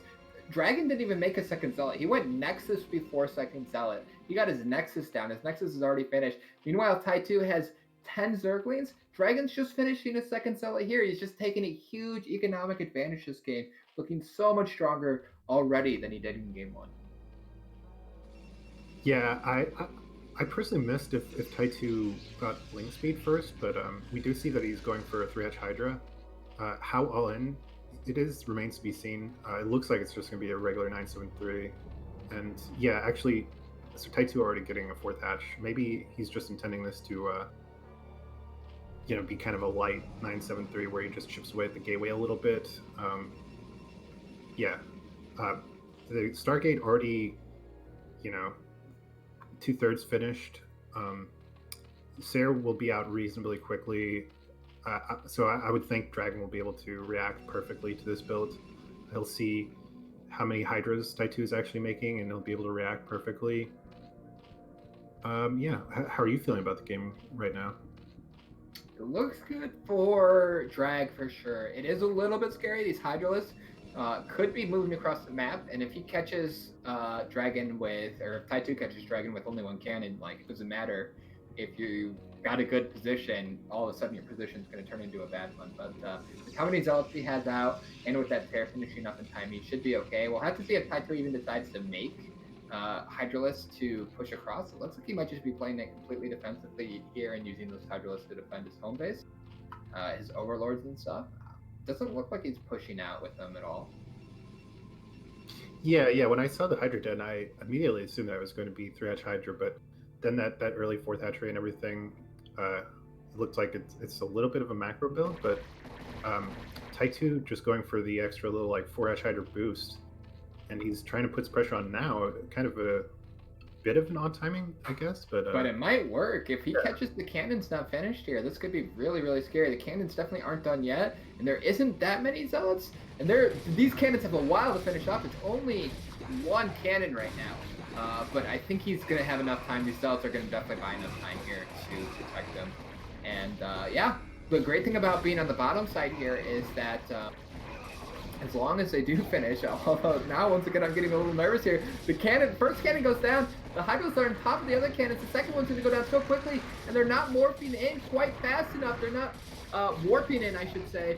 Another cannon looks like it's just barely going to survive there, and I think Drag, with killing that cannon, is going to hold. But here comes more Hydralisks. It's actually very scary, man. That was way closer than I thought it was going to be. Yeah, I'm actually shocked. I thought once Ty2 got on top of the cannons like that, it was honestly game over at least for DragOn's natural. But Ty2 didn't clean up those 3 Zealots, and they were able to get a ton of DPS down on the Hydras, while they were trying to snipe down the cannons. And I think DragOn's actually totally fine now. Yeah, it's still a little bit scary for a couple of seconds here, but now with all the cannons finishing as well and speed done, all of a sudden Drag looks like he's the one in the commanding position here. These Hydros are definitely not enough. He's picking off 2 free Overlords here, and every Overlord, like you said in Game 1, every Overlord counts so much in low eco situations. Yeah, not only the Overlords here, but he also picked off an Overlord or 2 at Ty2's base. So yeah, Ty2's production getting stymied a little bit, and Ty2 is going to survive, but DragOn is, by the skin of his teeth, he defended just right. I mean, losing the 2 or 3 cannons wasn't ideal, but he's perfectly fine right now. The scariest part in this game for Ty2 is that typically as Zerg, you have this timing where you can make drones, and then you have a timing where you have to make units. DragOn is already at a position where Ty2 never really had that time where he could just pump drones and feel safe. Now he's got to deal with his army moving across the map, and he was just making drones. Is he going to have enough Hydros to hold this push? Yeah, it's definitely really tough. That's always the hard part about 973, but we do see Ty2 will have enough to hold off just this paltry amount of zealots. Yeah, not enough zealots follow up there. I'm surprised DragOn didn't have a larger amount, but he did just have to spend a lot holding off the push there from Ty2. So it looks like Ty2 is actually going to get away with droning here pretty comfortably, and that's going to make this game a lot closer. Ty2 getting up his fire. He's going to have, a potential Muta switch here in the works. If that can get off and there's only one Corsair, it's really can be devastating for Protoss. Fortunately for DragOn, he might scout it here with this Corsair. Yeah, and the thing is, DragOn didn't really... He lost a couple of zealots, but he didn't lose too much. He was just putting pressure, seeing what he could do. So it's no big loss, but, Ty2 getting pressured more, I feel like, he lost another Overlord at DragOn's third. And, his saturation is okay, but I feel like he could use more drones, really. And his fourth is going to be quite delayed now. His tech is delayed. So, I don't know. I'm still a little scared for Ty2. He's still in kind of an awkward position when DragOn's +2 finishes and all of these gates really kick in, get some servers up. He's going to have a very formidable army. Yeah, I think both players are in slightly awkward positions here. DragOn now has to be a little bit uncomfortable with the fact that Ty2 could potentially make a Mutala switch, and he doesn't really have an army that can contend with that. And Ty2 obviously uncomfortable with just the pure power that DragOn's going to be able to put forth here. So yeah, I think going into the mid game, they're both in pretty even spots, to be perfectly honest here. We'll have to see if DragOn can just power through it though. Yeah, I think if anyone can power through in a position like this, DragOn, he's very meticulous. He hits his timings very well, and Ty2, he doesn't have lurkers yet. We see him making sunkens outside of his natural just to compensate a little bit. Yeah, I don't know. I feel like Ty2 is definitely on the back foot here. He's definitely the one who is going to have to pull something special, I think, to really push his advantage. And it feels like Ty2 thinks the exact same thing. You can see he's getting really defensive here, putting down some sunkens outside his natural and on top of his third base there. How do you feel about this, Keen? I don't know. This is a little bit questionable for me because I feel like if you're behind and you're putting down static defense like that, you're going to get further and further behind. How do you feel about it? Well, I think it's just what he has to do, and I think he's going to try to tech into Hive relatively quickly off of this and just make sure he doesn't die and get cracklings, get defilers. He knows that his window of opportunity for getting his fourth up at a reasonable time to really defend that strong 2-base push from DragOn is over. And so I think this is honestly probably the best course of action based on the position that he found himself in. Yeah, I'm a little bit worried if DragOn just decides to play defensively here and take a third base behind this, that Ty2 is going to be permanently stuck on 3 bases. He's never going to be able to escape this, but the fast Hive is obviously going to give him more options. Defilers instantly give you a lot of play as Zerg. Plague, so powerful, and Dark Swarm, also devastating.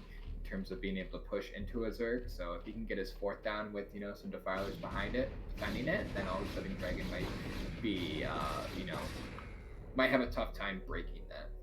Yeah, absolutely. We do see Dragon is going for a 3rd, but Ty2 did slip out some lings to try to delay it a little bit, and you know, really well timed. A little bit of harass here.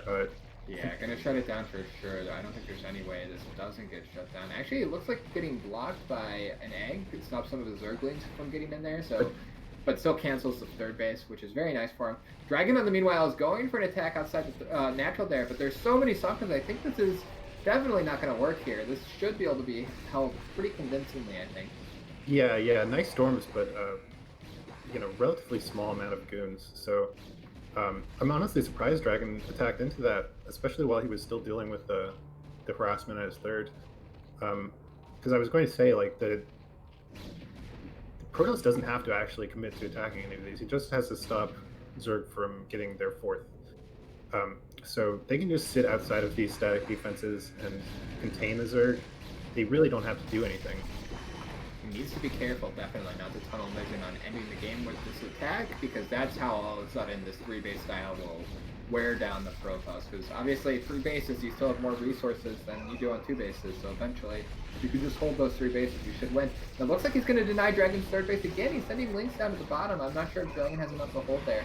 Dragon, meanwhile, pushing into the natural here, and he might be able to bust through. All of a sudden, Ty2's army thinning quite a bit. The Sunkens outside the natural are gone, and the goons are pushing forward. But I'm not sure there's going to be enough steam behind this army to push all the way through, but maybe there is. More zealots coming in and more goons pushing forward, and there still looks like there's a lot of storms. And all of a sudden, Ty2 looks like he might be busted here, man. All the lurkers in the natural died, so these zealots are just barreling in. And Ty2 is trying to reinforce from his 3rd, but you know, there's just a wall of dragoons there, so these lurkers aren't going to be able to do anything to these zealots. I think I'm not sure that the Ty2 is going to be able to clear this army, and you know, quickly enough to actually survive. Looks like he might be able to shut down the 3rd base again, but it doesn't matter if you shut down the 3rd base if your own natural is dead here, and it looks like his natural is definitely dying, losing the hatchery there, setting up more lurkers here to defend, but there's observers all over this army, and the lurkers just die instantly. The natural is definitely gone. Maybe Ty2 might try to play some kind of longer game here, but no, he's going to tap out, and there it is, Dragon taking game 2. Yeah, very convincing victory. Dragon showing what happens when he's able to play his game and not get, you know, at a significant disadvantage early. Yeah, very well played. Yeah, it was definitely dicey though at points there. There was moments where I thought Ty2 might be able to win, you know, in denying the 3rd base for so long, potentially even denying it there at the end. If he could have just held his natural there, all of a sudden that turns into a really scary position for Dragon. If you're stuck on those 2 bases versus 3 base hive, you know, like, you're not a happy Protoss, that's for sure. Yeah, 100%. I was actually surprised that Ty2 kept so many lurkers at that like outside position in his natural. You know, it really allowed Dragon to get kind of a wider arc with his storms, with his dragoons. Whereas maybe if Ty2 played a little more back and, you know, had Sunkens and lurkers behind his you know, hatchery and everything, he probably could have held on a little bit. A couple of lurkers behind his wall there just to stop the zealot rush that came, you know, maybe there he's able to hold. But without that,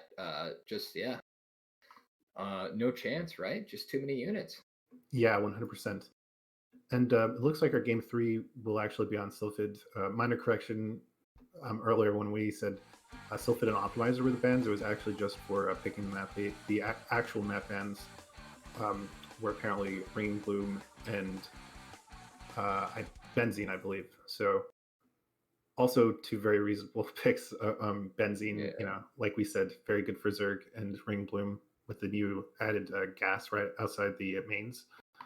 Very good for Protoss. So very reasonable map bans. I don't know who was fucking high when they thought Sylphid and Yeah, whoever said that, I mean, obviously doesn't know what they're talking about. Rogues Gallery really needs to fix their production because it's getting out of control here. I mean, like, as a professional caster, I can't, you know, deal with this kind of production.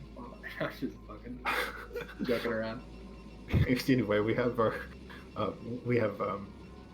Dragon, our blue Protoss at 12 o'clock, and we have Ty2, our red Zerg, at bottom right.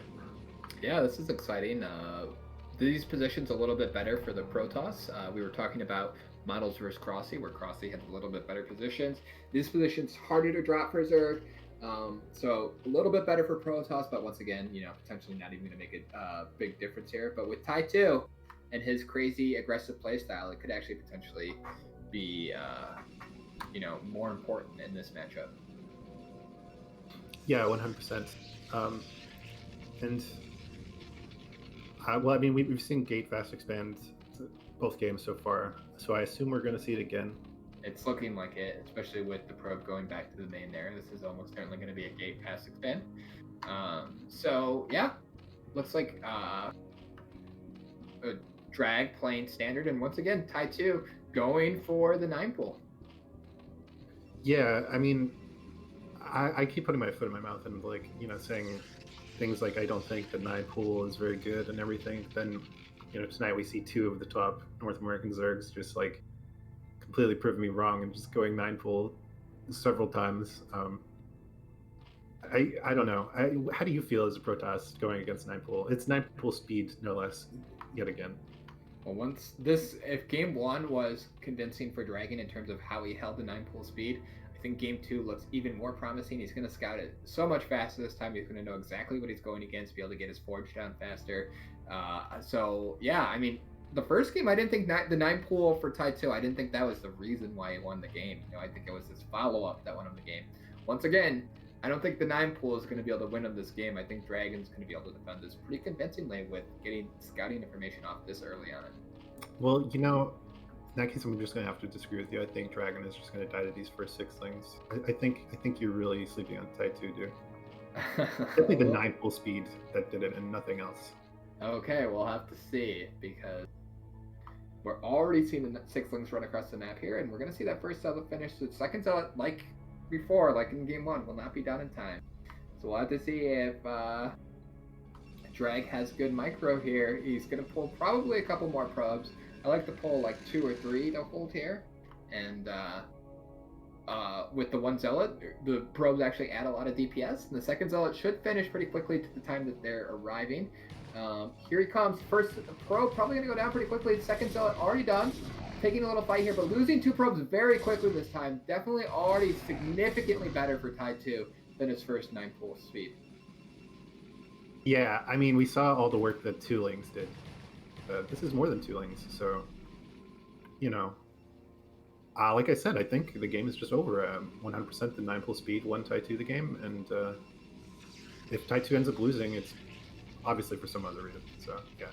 Yeah, this 5lings in the main against speedlings like this is definitely scary. This is too many Zerglings got in all of a sudden. I think it's going to be very, very difficult for DragOn. 4 lings with speed. He's making a cannon in his main. He knows he has to. He knows these lings are going to kill way too many probes if he doesn't. But they've already done so much damage, man. This is pretty devastating. Yeah. I don't know. We keep saying things like Ty2 doesn't have the greatest multitask and everything, but he did so much damage with 2lings. He beat Boa with the 9 pool. He beat DragOn with the 9 pool, and forcing that cannon before the gas and everything. I mean, dude, no Nexus yet. I mean, just absolutely devastating. Ty2 is getting his 3rd up already. One more probe even. Just wow. This is any Zerg stream scenario, really.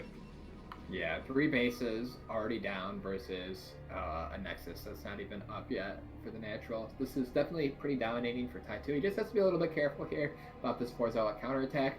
But with speedlings already out, it's going to be pretty easy to reinforce this. The one thing working for DragOn here, though, is that Ty2 doesn't have a lot of larva to work with quite yet. His hatcheries are on the way. So with 5 zealots, this is actually kind of scary here. Yeah. This is really the only thing that DragOn can do from this position. I mean, he's at such a disadvantage. It took him so long to get his Nexus down, and he still doesn't have his gas down. So he really, really needs to do something with these zealots. And here they come. the probe in the back getting picked off, I think. He's trying to get a good position here, but I actually think he kind of got himself stuck in a bad position with his Zealots trying to get into the natural there. Still taking a pretty decent fight here, cleaning up a lot of Zerglings. His Zealots running into the main there. A lot of them really low HP though, so I think Ty2 is going to be able to clean this up very nicely. And yeah, with that, Ty2 is in a very dominating position, I feel like, going into game 3 here.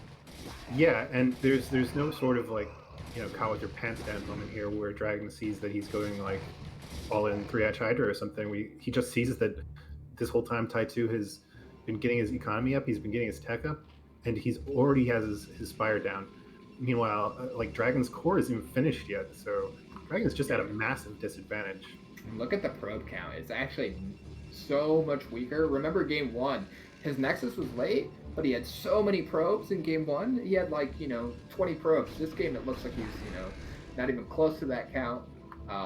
Definitely a much more dominating position for Ty2. He doesn't even need to do anything fancy here. He can play completely standard and just win economically from this position, it feels like. Yeah, 100%. It really is Ty2's game to lose right now. He does have that Spire going down, so I'm curious to see if he'll actually go with a lot of Mutalisk here to try to finish the game quickly. Only the one gas, so he could just be getting this to counter a Stargate.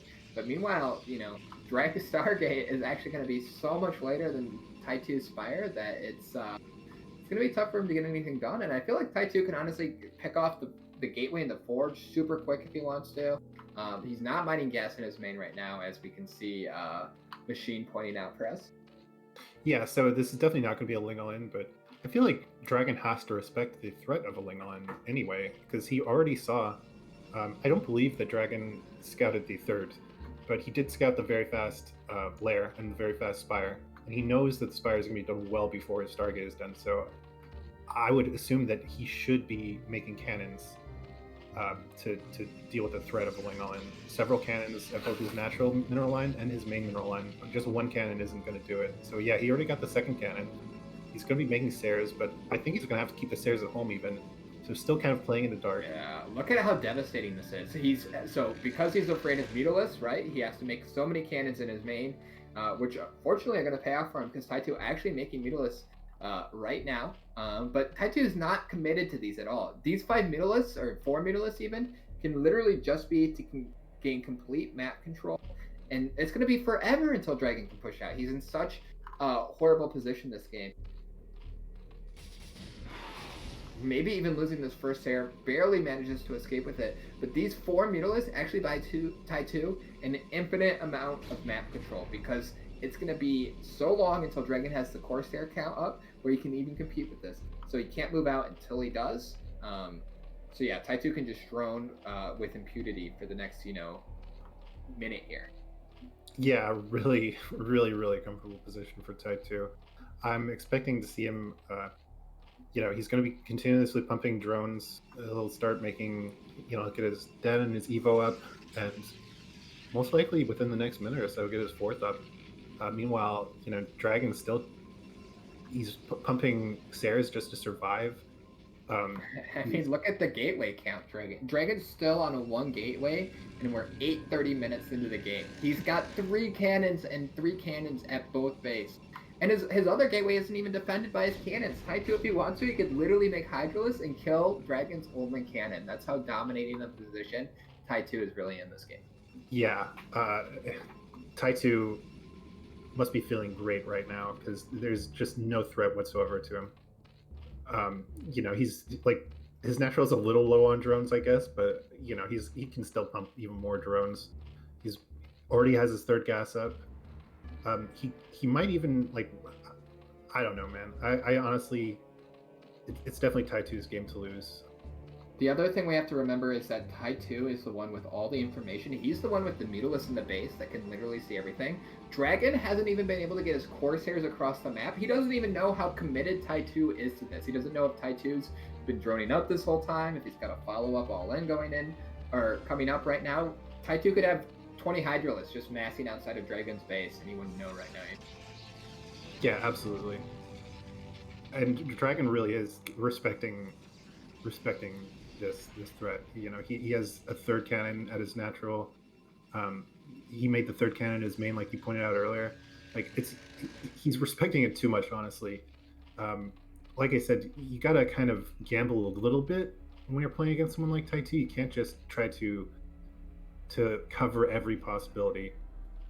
But at the same time, maybe his gamble is, oh, Ty2 is going to go all in. I'm going to gamble and play super safe. Unfortunately, in this instance, that gamble is not going to pay off because Ty2 has literally just been playing super economic, and he should be able to hold this. This push should be seen here.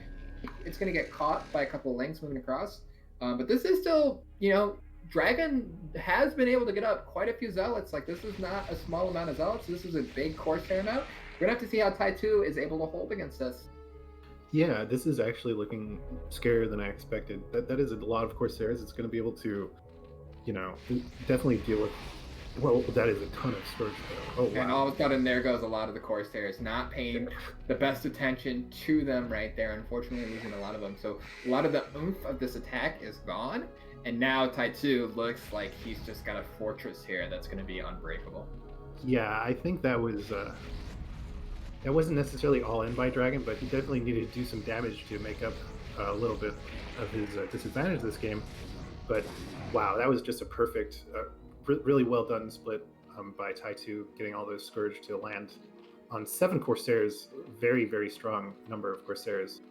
Yeah, brought 7 down to 3, so definitely very, very well split by Ty2. Executed it pretty perfectly with the Mutalisk leading to take all the damage, and then the Scourge just coming in a big wave, knocking out a lot of the Corsairs. So DragOn's going to have to back off here and play more defensively. And Ty2, once again, already economically ahead, and just now he's able to solidify that advantage, it feels like. Yeah, and look at this. We see an Archon from DragOn. Like, not only did he have to spend so much gas on all those Corsairs, which just died, accomplishing almost nothing, but then he's turning his High Templar into Archons. So he's going to be extremely vulnerable to Hydras, and he just won't be able to do anything, even if Ty2 just commits to this 3-base hive where he just turtles, and Ty2 can just do whatever he wants, basically. And Lurker's here denying bases. I'm not even sure we have a robo finish for DragOn yet, because of the position that he's been put in this game. Is actually finished. No observatory quite yet, I don't think. So we're not going to have observers out. So if Lurkers get over to this 3rd base, they could potentially just shut it down completely right here. But it looks like DragOn anticipating that to be able to stop that from happening. So he is going to get this 3rd base up. So we're going to have to see what Ty2 wants to do in retaliation to this. If he wants to put down his own 4th base, which I think is probably going to be the response he does. But we can see the supplies are so close. Like, Ty2 might be able to take a good fight here and potentially just straight up kill DragOn. Yeah. DragOn getting that mineral only will be very good for him, but it's still not going to make up for his gas disadvantage. Like, he's still making Archons. Just not having the critical amount of High Templar really, really hurts. And then as Ty2 moves into the Defiler, Hive Tech, the Cracklings and everything, it's just going to make it that much harder for DragOn to claw his way back in. I am a little worried that Ty2 hasn't even attempted taking a 4th yet, but other than that, still in a great position. Yeah, I'm a little surprised too. The 4th base feels so free for Ty2 here. I feel like he should just throw it down, regardless of what's going on in the game. But playing super defensively right now. He does have that Hive Tech, and his upgrades are really sick already.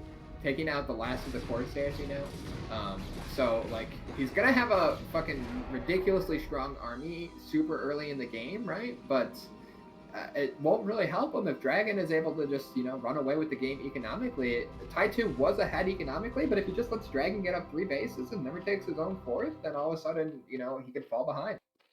Yeah, and little mistakes, micro mistakes here and there. It is really good to pick off the remaining Corsairs with Scourge, but it looked like he dropped at least 4 to 6 Scourge onto 1 Corsair, which really hurts to kind of waste that gas. And Ty2 still only being on 3 bases, it's not exactly what you want to see, but DragOn getting a little sloppy here and kind of getting baited into Ty2's static defense a little bit, losing a few units, very nice. Yeah, I'm surprised DragOn's even attacking at all. He as far as I can tell, he's getting up a 4th base now, and Ty2's still on 3 bases. Ty2 doesn't have a 4th base yet. Where is Ty2's 4th base, man? Well, DragOn is obviously thinking the same thing, trying to go to the middle only. He obviously thought that Ty2 had his fourth there already, but Ty2 taking the perfect opportunity to just go right around the Dragon's army to delay this third gas expansion. Yeah, but once again, I mean, DragOn can always take that high ground base, which he's taking right now, and Ty2's supply makes me want to say that Ty2 is still in a good spot, because whenever a Zerg and a Protoss are even, it's good for the Zerg, at least in terms of supply. But, if he can't get a fourth base up and DragOn just keeps massing up, eventually it's not going to be good for Ty2 anymore. Yeah, the thing is, I don't know. I'm still scared for DragOn. Ty2 keeps getting these small packs of lings out. He's going to deny this base again. DragOn kind of taking like core trades, going up into that high ground expansion. The Cracklings were able to get a pretty good trades against the Zealots and the Dragoons, which still don't even have even one armor upgrade. He's doing okay on the weapon upgrades, but no armor to speak of. So these Cracklings are going to be doing a ton of damage, and they're actually +2 armor already. That's insane. Yeah. So Ty2's upgrades are absolutely insane this game. His Cracklings are going to do so much damage.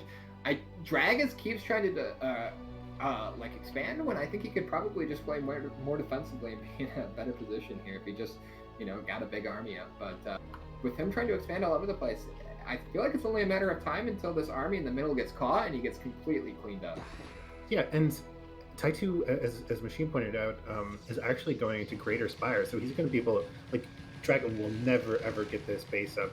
It'll be right outside of Ty2's base by air, and just a few Guardians rather will be able to shut it down for forever. Here we go already. He's already sieging this base with Swarm and lurkers and. It's almost DragOn's response now. It seems to me like DragOn just honestly isn't really sure what to make of this playstyle by Ty2. Yeah, it seems. Yeah, I was gonna say the same thing. It seems like DragOn's confused. Like, what should I do against? He's looking for a fourth base, but he's not seeing it. So this isn't the game flow that you usually expect from a PvZ, right?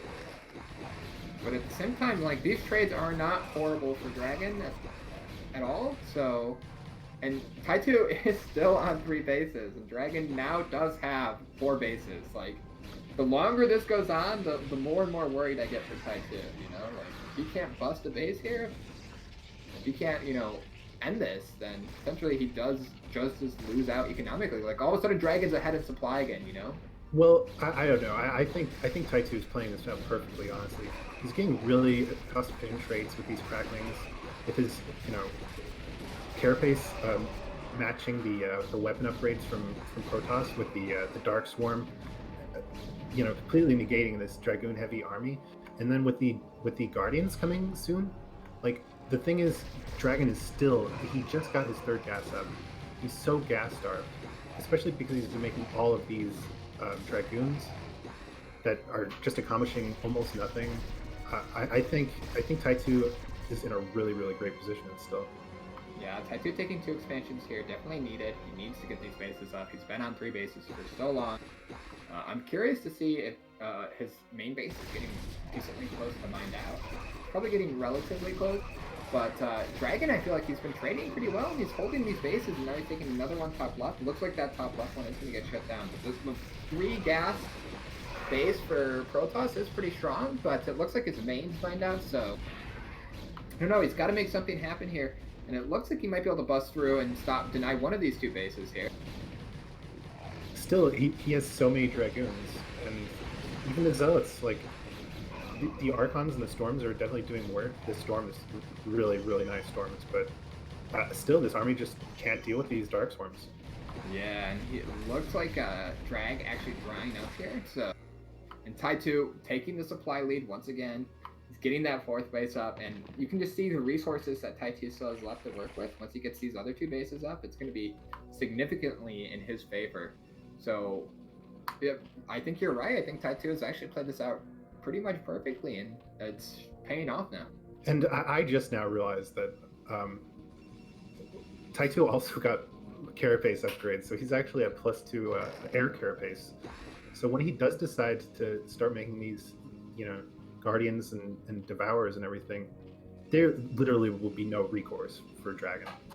Already 3 carapace on his ground army too. So strong. Makes his Zergling so tough to deal with. And with Plague done, Dragon's ground army is just not going to be able to compete. And it looks like we're going to get Zergling drops into the main here to snipe these gateways. Thankfully, Dragon has an Archon morphing there, fortunately, but huge Plague on a big chunk of the army there. Yeah, absolutely. I mean, I'm really impressed. This is kind of like a masterclass in how to really play to your strengths as Zerg. Like we said, I think Dragon was kind of on the back foot a little bit just because he was expecting Ty2 to be expanding more aggressively and trying to get his 4th and 5th much earlier. It's really not a common style that you see from Ty2 right now, where you just sit back and you really get good drone saturation on just 3 bases and then get early upgrades and early hive tech. But yeah, this is really impressive. Now we still do need to see that killing blow where he, really takes Dragon out once and for all. Right now Dragon's holding pretty well. He is actually going to be able to get up a 5th base, so the longer the game goes, the more capable Dragon is of, evening out the position if he can get Reavers out and a lot of Archons everywhere. I'm curious to see why we saw the Greater Spire and still no Guardians. That feels like it would be so strong in this position. Yeah, I'm curious as well. Ty2 was pretty slow to get that 4th gas up, but he does have it going now. Yeah, I don't know. I guess he is really just pouring all of his gas into... wow, look at this storm drop. Absolutely devastating. That had to be big like 20 drones. Yeah, very big there. And, like I've been saying earlier in the game, if Dragon's able to just hold here, eventually that economic advantage that Ty2 has is just going to dissipate. And he's actually catching this big drop here in the top left as well, denying that. So, as long as, if he can keep getting up bases and keep expanding and Ty2 can't find a killing blow here, maybe it's Ty2 that's once again going to be in the back. But so many Archons or so many High Templar here going to probably be able to save this base very effectively with just good storms here. Yeah, Ty2 didn't get the best possible spread that he could have hoped for, but he's still doing a lot of damage with the just the few surviving lings underneath those swarms. I love the idea of Guardian so much. I'm so surprised we haven't seen him yet. Yeah, it's honestly shocking to me. I know they are very expensive, but still, it would just be... Even right now, Ty2 has quite the bank, 17, 1800 minerals, 700, 500 gas, Even 5 Guardians would be so hard to deal with Protoss in this position, At the very least, they would make Dragon waste all of his storms at the High Templar that he does have at that base, and they're not that easily replenishable. He would have to, most likely probably take another shuttle over there with them. Because Ty2 is controlling this area on the low ground outside of that base very well. But yeah. Dragon definitely needs to be able to get up another base here, and you can't afford to lose this base quite yet. Ty2 getting a really good little island of lurkers here, but Dragon coming in with a nice little group of zealots and Storm here to save his base. This base can't go down right now. This base is the linchpin that holds Dragon's position together. If this base goes down, then he's going to lose the game. Once he gets top left up, then he can afford to lose this base, but until then, this base is really super important to him. Yeah. I'm a little worried. Ty2 is sitting on a lot of units at his rally point there, and he's just he's very good at sending out small groups to skirmish and prevent bases and everything. But like you keep saying, look at this! This is an absolutely amazing lurker drop. Really, cutting down on Dragon's economy here. But yeah, super smart. Look at the damage it's doing. I'm also a little worried because that is such a large army that I feel like as soon as Ty2 actually sends that all out in force, there is no way Dragon is going to be able to hold off against that. If he decides to send that all up to 3 o'clock right now, that army would just roll over that base, I feel like. So I'm definitely a little worried here. He's getting this base, this other main here. If he can get this other main down, definitely helps make sure that he's got, you know, longevity in this game. Because, you know, if you can take the main and the natural there, you're in a great spot going forward. So I think Ty2 is going to be able to close this out. We're just going to have to see what the killing blow is still. And this drop here might be it. Yeah, that's a really, really scary drop. I actually love this probe from DragOn. I don't know if that was intentional or not, but it does slow down the progress into that base a little bit. But yeah, let's see what this drop can do. So many lurkers there. Huge drop. He's sending the lurkers back home while dropping in the base there. Huge storm on top of the drop. Gonna clean it up really well, actually. Lurkers have to scramble to get back home to save this mineral only here. Meanwhile, DragOn's just going to go for it. He knows this is his chance. Lurkers are way out of position here. Big storms. We're going to have to see a lot of big storms here. We do have a lot of high Templars, but we can get them all off, and it looks like Ty2 is going to be caught out of position, but no observers that I can see, so making it impossible to push forward here. He's actually getting his army completely surrounded. Still has a couple high Templar left, but he's going to get completely cleaned up here. Which is definitely going to make Ty2 feel more comfortable. But at the same time, he does get top left up, and he did save his 3 o'clock base with this attack, so not a horrible attack, but probably not the outcome he was hoping for. Yeah, I mean, first of all, I want to say that DragOn actually, the fact that he's getting this much value out of this army is incredible to me. I was expecting it to just melt. But he's actually doing really well with the storms, but yeah, finally getting cleaned up by Ty2. Even though DragOn is ahead in supply, I'm a little worried. I mean, that's a lot of value to be lost. All those Archons lost, all those Dragoons, all those High Templar and everything. And Ty2 is going to be able to get that base at the left position up now. I mean, DragOn, I don't know. He's still struggling to get his gas up and really, really commit to that like late game unit comp that you want to see from Protoss. And Ty2 is just getting so much value out of his armies, dude. It's crazy. It is crazy. There is definitely something that we have to remember here. Is the big swing when Zerg mines out of all their bases. So he's mined out of his main, his natural, and his third. So right now, Ty2 is actually only mining on 2 bases, and Drag is actually mining on 4 bases. Like, the economic advantage for Drag in this next little period of time is going to be pretty significant. So this is when we're really going to need to see Drag take advantage and pull ahead here. Otherwise, if Ty2 can solidify taking the left side of the map, he's going to win this game. Yeah, absolutely. And Ty2, dude, he has so much gas. I just, oh my god. Okay, there's a drop here from DragOn. If all these die. Oh wow! Huge storms. Wow, that was incredible. Yeah, I think that might have been the nail in the coffin. Like you said, Ty2 just isn't. He's mining on like 1.5 bases right now because this other gas, this 4th gas base that he took, it just mines out so quickly. It's like half of a base essentially, and losing all those drones. Oh my god, we just see Ty2 just has no minerals to work with right now. Yeah, I think the drop that he took at the 3 o'clock base that was just cleaned up so easily with those storms was definitely really damaging, and then he was also caught out of position there, and like we were talking about, that army from DragOn just got insane value, and meanwhile, while that was just cleaning up tons of Ty2's army, Ty2 was mining out of most of his bases, and now he's just in a really, really tough position here. He's still, I mean, he can still win this game, because if he can get this base up and take the natural, then all of a sudden the resource swing might fall back in his favor, but holding this base is going to be the hard part, right? DragOn's going to be focusing so much on this. And if he gets caught up position right now with these Reavers already taking his lurkers out, I don't know, man. Yeah, I think DragOn has done it. He's just played so patiently, and like I was trying to say earlier when I was referencing Ty2's like big army in the middle.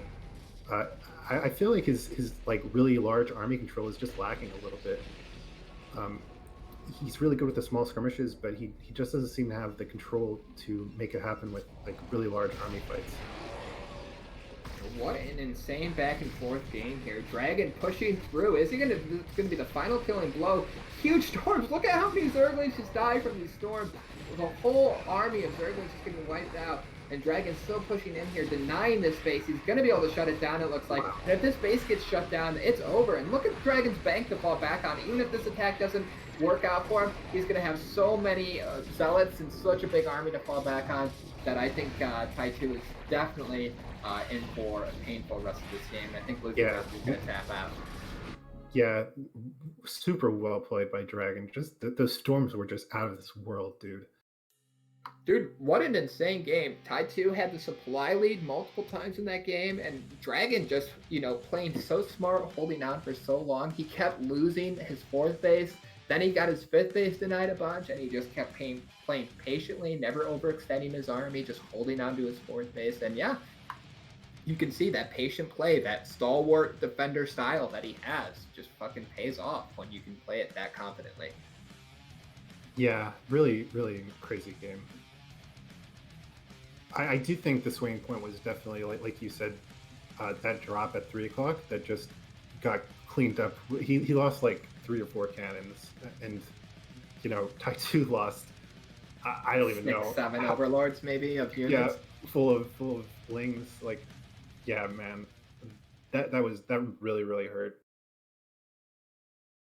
And it was, like you said, at the perfect time too, for DragOn. Yeah, definitely pretty devastating there for Ty2.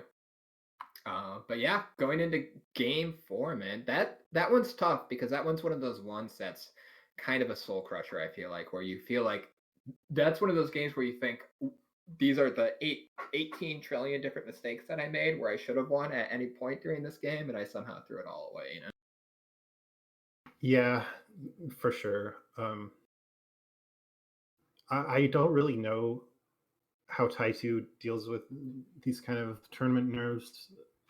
I mean, but yeah, regardless of the type of competitor you are, losing that game is definitely heartbreaking. But it looks like we'll be moving on to our 4th game on Optimizer, surprisingly. Our other banned map? Yeah, our other banned, not banned map. I'm kind of surprised Ty2 went with this one. Maybe he has something interesting planned, but yeah, not the greatest CVP map. Like, it's easy. Protoss can get, unless it's vertical positions, Protoss can get basically 3rd for free. They have 3 gases right away with their main and natural, and then on 3 bases they'll only have one choke to defend. So I feel like it will be very hard for any kind of like crazy early all-in to end the game, and then Protoss will just have an insanely strong mid-game army for Zerg to deal with. Yeah, definitely. I'm not sure. Are you getting feed right now, Keen? I am not. Machine, I don't think either of us are seeing the game if it's live. I think we're actually waiting. We're waiting for DragOn to get into the game. It looks like he's having a little bit of an issue joining. Okay, I see. Yeah, now I understand. But yeah, I agree with you. I think one of the big things about Optimizer is that there is a lot of different potential routes that you can take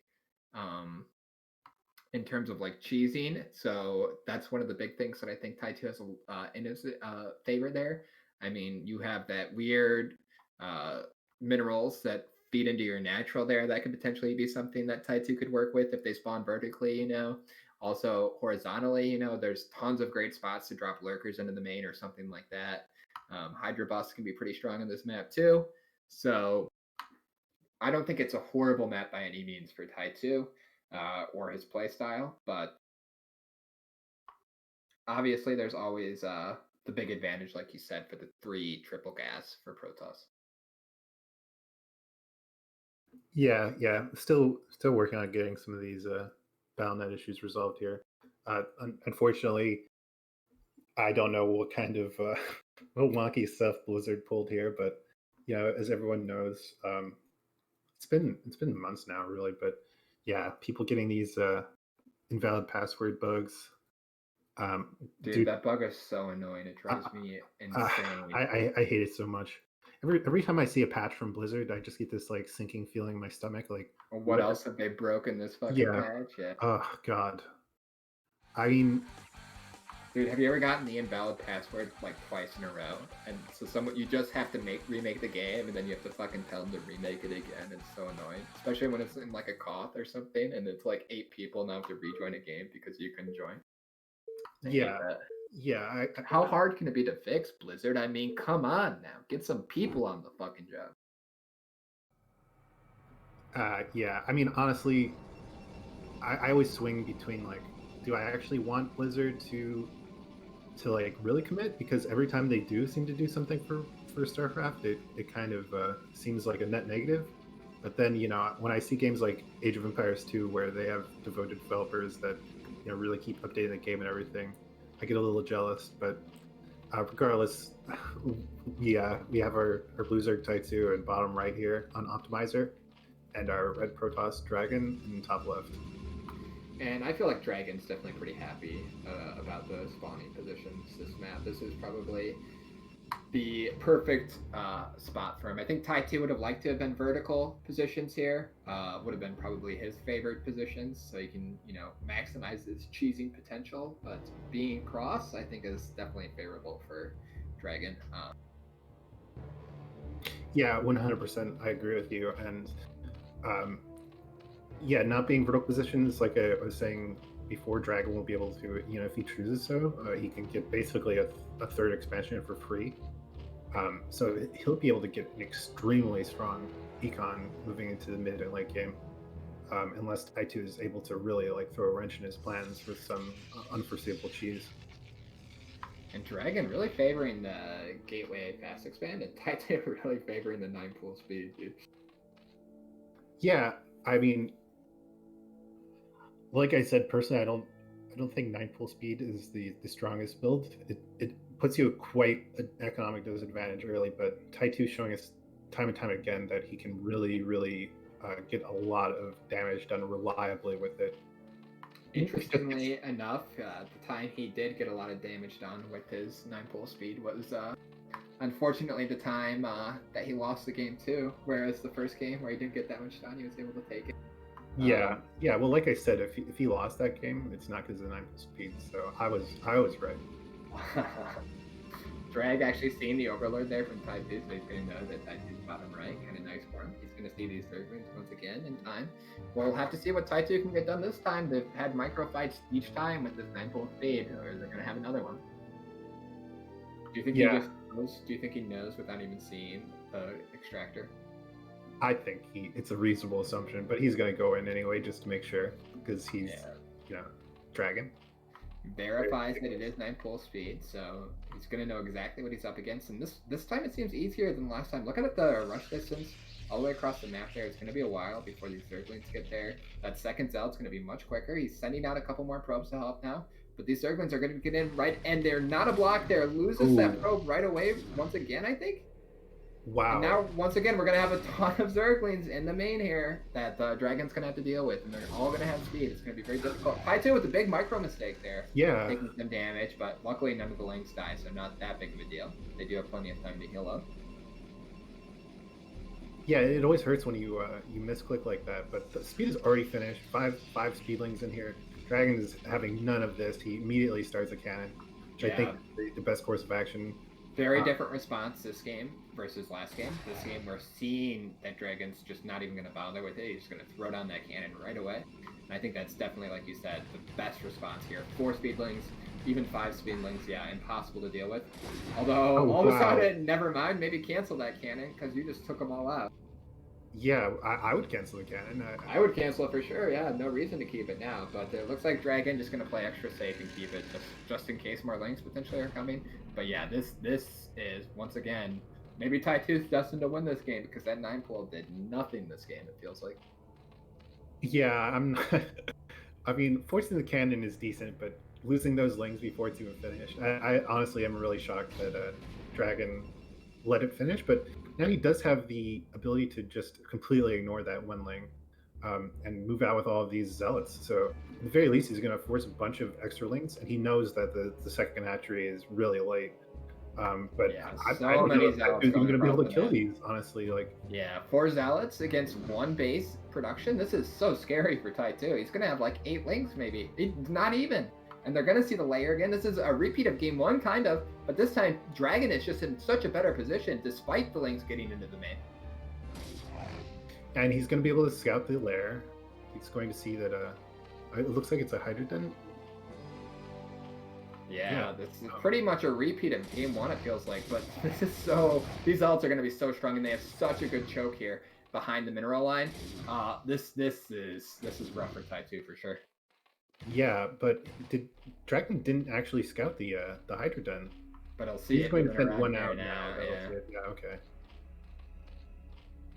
Did he actually see it, though? Did he see it? I don't know if he saw it for sure. But regardless, he is just getting so much damage done with these zealots here. Yeah, and finally we see the little bit of blood from the single remaining Zergling in DragOn's base there. Okay, and Ty2 just assumes, I guess, that DragOn saw the den, and he's going to send this one Hydra to clear these. Kind of necessary to clear these zealots out anyway, so maybe this is the best way to do it. All the same, Ty2 in a pretty rough position here. DragOn gonna know exactly how he has to play it. DragOn already having that base done. I'm curious to see if Ty2 is gonna do the exact same thing. I think this time we are gonna probably see the lurker bust. I think it's unlike Ty2 to do the exact same build twice in a row. I think it's much more likely that he'll try to bust with lurkers, but maybe I'm mistaken here. Yeah, and we see the exact same response from we see the Overlords again, so maybe he is just going to go for the drop. It could also be a fake drop. That's the wonderful amount of mix-ups that Ty2 has is always a joy to see. Like, even if you see Overlords going to your main, you never know with Ty2. It could just be a fake drop into a bust at the front. Yeah, the layer could literally just be to throw you off, and he could be making just pure Hydra behind this, and DragOn only has 2 cannons in his front once again, and these can't defend anything because they're so far back. Ty2 doesn't even need range, and he can hit this forge, so I'm surprised his cannons are so far back. And are those Overlords already full? Is drop already finished? I think he already has 12 links right there, and they're just slow links. Okay, never mind, those are Hydras in there. For some reason I thought it was only links, but there's actually going to be a lot of Hydras. If these Hydras can get on top of the cannon, then they can definitely do a lot of damage here. The thing is, DragOn doing the exact same response he did last time, but this time the cannons are already done, so much strong.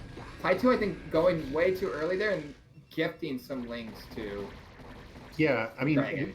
Ty2 doesn't even have to commit to this. He can just go sandwich the cannons at the front, which he is doing now. Which he's going to try to do right now. There is still a lot of cannons at the front, but I don't think DragOn's going to be in time to defend it, though. There's still a lot of Hydras, but I don't think it's enough. Oh, and wow. Ty2 going to get cleaned up here. Only 2 cannons at the front, though, so maybe if Ty2 just keeps making more Hydras, he can bust, but only 2 hatcheries back at his main, it's tough for him, you know? Yeah, 100%.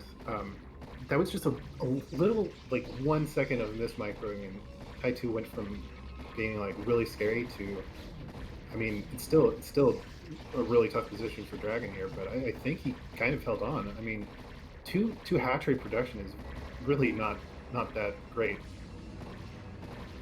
And the Reaver's already out? I don't know. Yeah, with the Reaver finishing, there's almost as many Zealots as there are Hydralists. I think Ty2 might just fizzle out here in a second.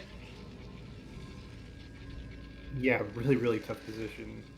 I don't know. There's so many cannons in the main. It looks like Ty2 is maybe angling for another drop, which could work out. But I mean, DragOn just he knows that his front is so well defended with the Reaver and all the cannons. The Reaver is a little outside, but okay, it's going into that choke now, so it's not going to be able to get picked off easily. And the Zealots are going to scout any kind of drop shenanigans. I think DragOn has it. Ty2 trying to throw a little wrench in the plans here by switching to Mutalists, it looks like, but it's going to be a long time until he has any kind of scary Mutalisk count up, and the Mutalisks are going to be purely defensive because there's already enough cannons in both mineral lines to defend against any kind of aggressive Mutalisk push. Yeah, and Ty2, he hasn't even gotten his third hatchery yet. So it's going to be quite a while until he's even saturated on 2 bases, let alone getting a third. This was an extremely all-in build. It's a really, really tough position here. It looks like, I guess this is a fake drop. It looks like he's just trying to keep DragOn on his toes a little bit, but yeah, I don't know. He's going down to bottom left now. I'm not really sure what he's aiming for with these. I think maybe just sending his Hydralisks around. I don't think he's actually looking to accomplish anything with them. Maybe hoping to catch a shuttle or something if he's lucky. Yeah, I don't know. Maybe he was just getting in position to see if DragOn was taking that third base already, then he could drop from there. But we do see he's finally taking the natural at top right. But DragOn is going to see pretty much everything now with this Corsair, unless Ty2 can actually squeak out some Scourge to intercept it before it gets there. DragOn's going to see the hatchery situation. He's going to see the drone situation, most likely, and just know just how comfortable he really is right now. The double gas might throw him literally already being on double gas there. Catching that Corsair is great for Ty2. I mean, Ty2 is still in a Ty2 is obviously still in a very difficult position here. I mean, just look at the supplies and you can see just how far behind he is. But if he can catch 2 Reavers and a shuttle, all of a sudden, maybe not in such a bad spot anymore. And if he can actually keep thinning out the Corsair number and get an air advantage, he might be able to pull some magic here. But DragOn's economy is just going to be popping off pretty soon. And it's going to be so long until a Carapace is finished for Ty2. Yeah, I don't know, man. It's just tough. I'm expecting some Archons to be mixed in sooner or later from DragOn. Just, yeah, still really, really hard position to play from for Ty2, but we'll have to see what happens. He needs to be really careful that he doesn't give away his hand here too early and show the Mutalisk, even though I'm sure that's what expects in the probe just walking past. Maybe like 15 Hydralisks there and going to get full scouting up, so that probe going to be a godsend for DragOn. And Ty2 just now realizing it. Maybe not? Okay, yeah, I guess he's just going to let it survive. This is actually amazing for DragOn right now, because the only thing that's keeping Ty2 in the game really is that uncertainty of like what exactly does he have right now, what is his economy like, what is his tech like. So just getting a little bit more information, seeing that he doesn't have that base down at 6 o'clock is very useful for DragOn. I'm not even sure Ty2 knows what it was. It looks like he has some units sitting in his main now, so it looks like he's a little worried that a shuttle might have been out on the map. Or at least I saw some units go back to his main for a second there, but looks like Drag just playing super defensively, to be honest. Yeah, and Ty2 he's trying to play defensively himself. He's trying to, secure that natural. He's making lurkers now. I'm not really sure how much I like the lurker play, honestly, because Ty2 already knows that DragOn is going into Reaver tech. So that is such a scary amount of goons already, too. I feel like DragOn is going to hit a massive 2-base timing, and it is going to be really, really difficult for Ty2 to hold this. Yeah, absolutely. All those Dragoons, all those Reavers, against a turtling Zerg like that's like exactly the comp that you want.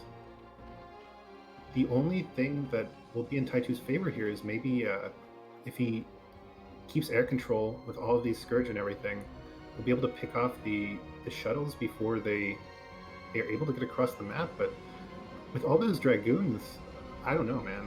It'll be really tough to pull off. Yeah, that's Ty2's ace in the hole here, really, is to hopefully get a snipe on one of those 2 shuttles and get those Reavers before they can get across the map. Because if they can start sieging, then he's just going to get completely wrecked here.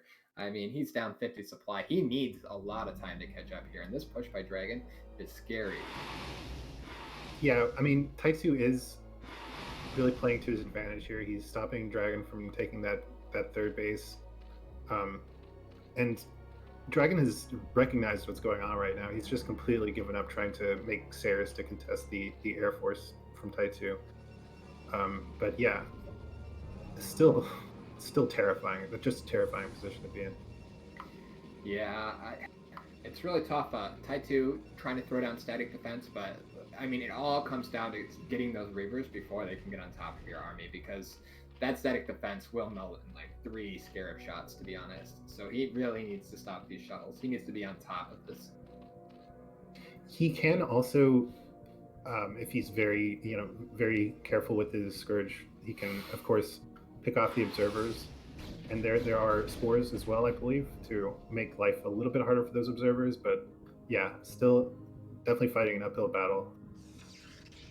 And Drag playing a little bit smart here, getting his third base as he pushes out with this army. And look at how careful he's being with these shuttles. He's not giving Ty2 any chances to snipe them right now. So, I mean, they're going to get across the map, and I don't know what Ty2 is going to do here. Honestly, at this point, I'm not even sure if he needs the shuttles. He could probably just literally just crawl them across the map. Because there's nothing that Ty2 can do by the way. Well, he gets both the shuttles there at the cost of all his... That was a lot of Scourge. All his Scourge, but now the Reavers are there, and they are doing damage to the Sunkens. Sunkens are not how you stop Reavers. No, and Lurkers really aren't either. Lurkers definitely help, but... This is such a massive goon army. You could lose all the Reavers right now, and I still think... Oh, wow. Okay, but if he walks into the... Okay, yeah. Just taking a couple hits for free, but thankfully not walking all the way into those Lurkers. That would be one way to throw it, for sure.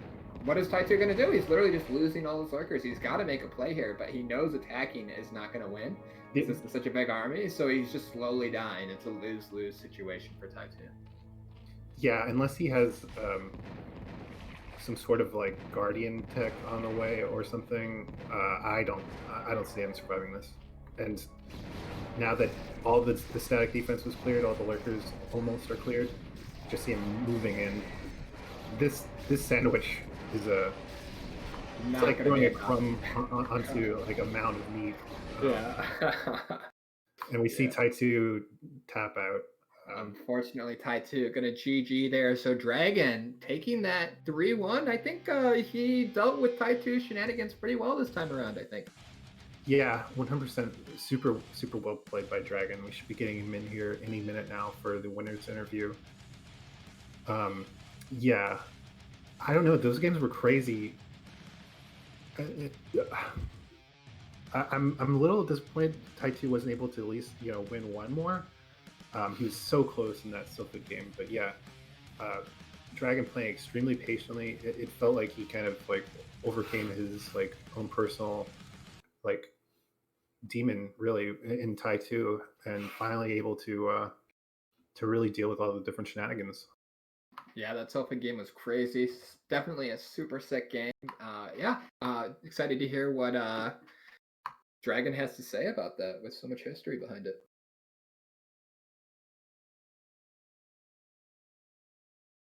Hopefully we can get him in here any second. Mm-hmm.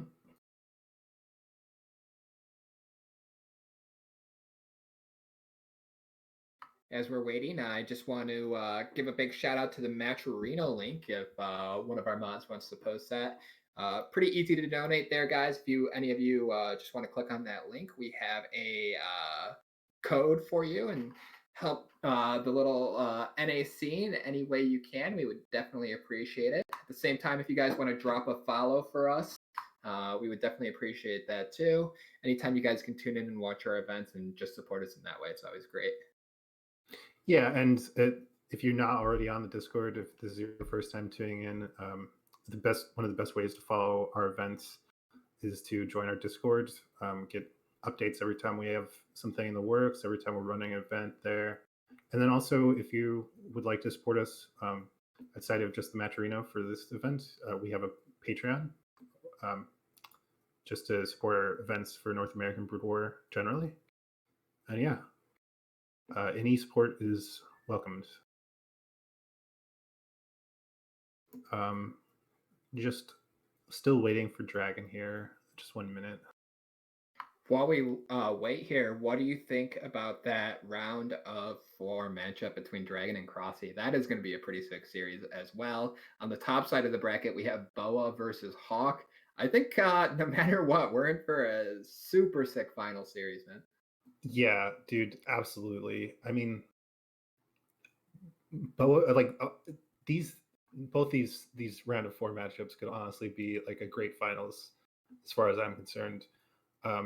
Hawk is just playing so well, just playing out of his mind recently.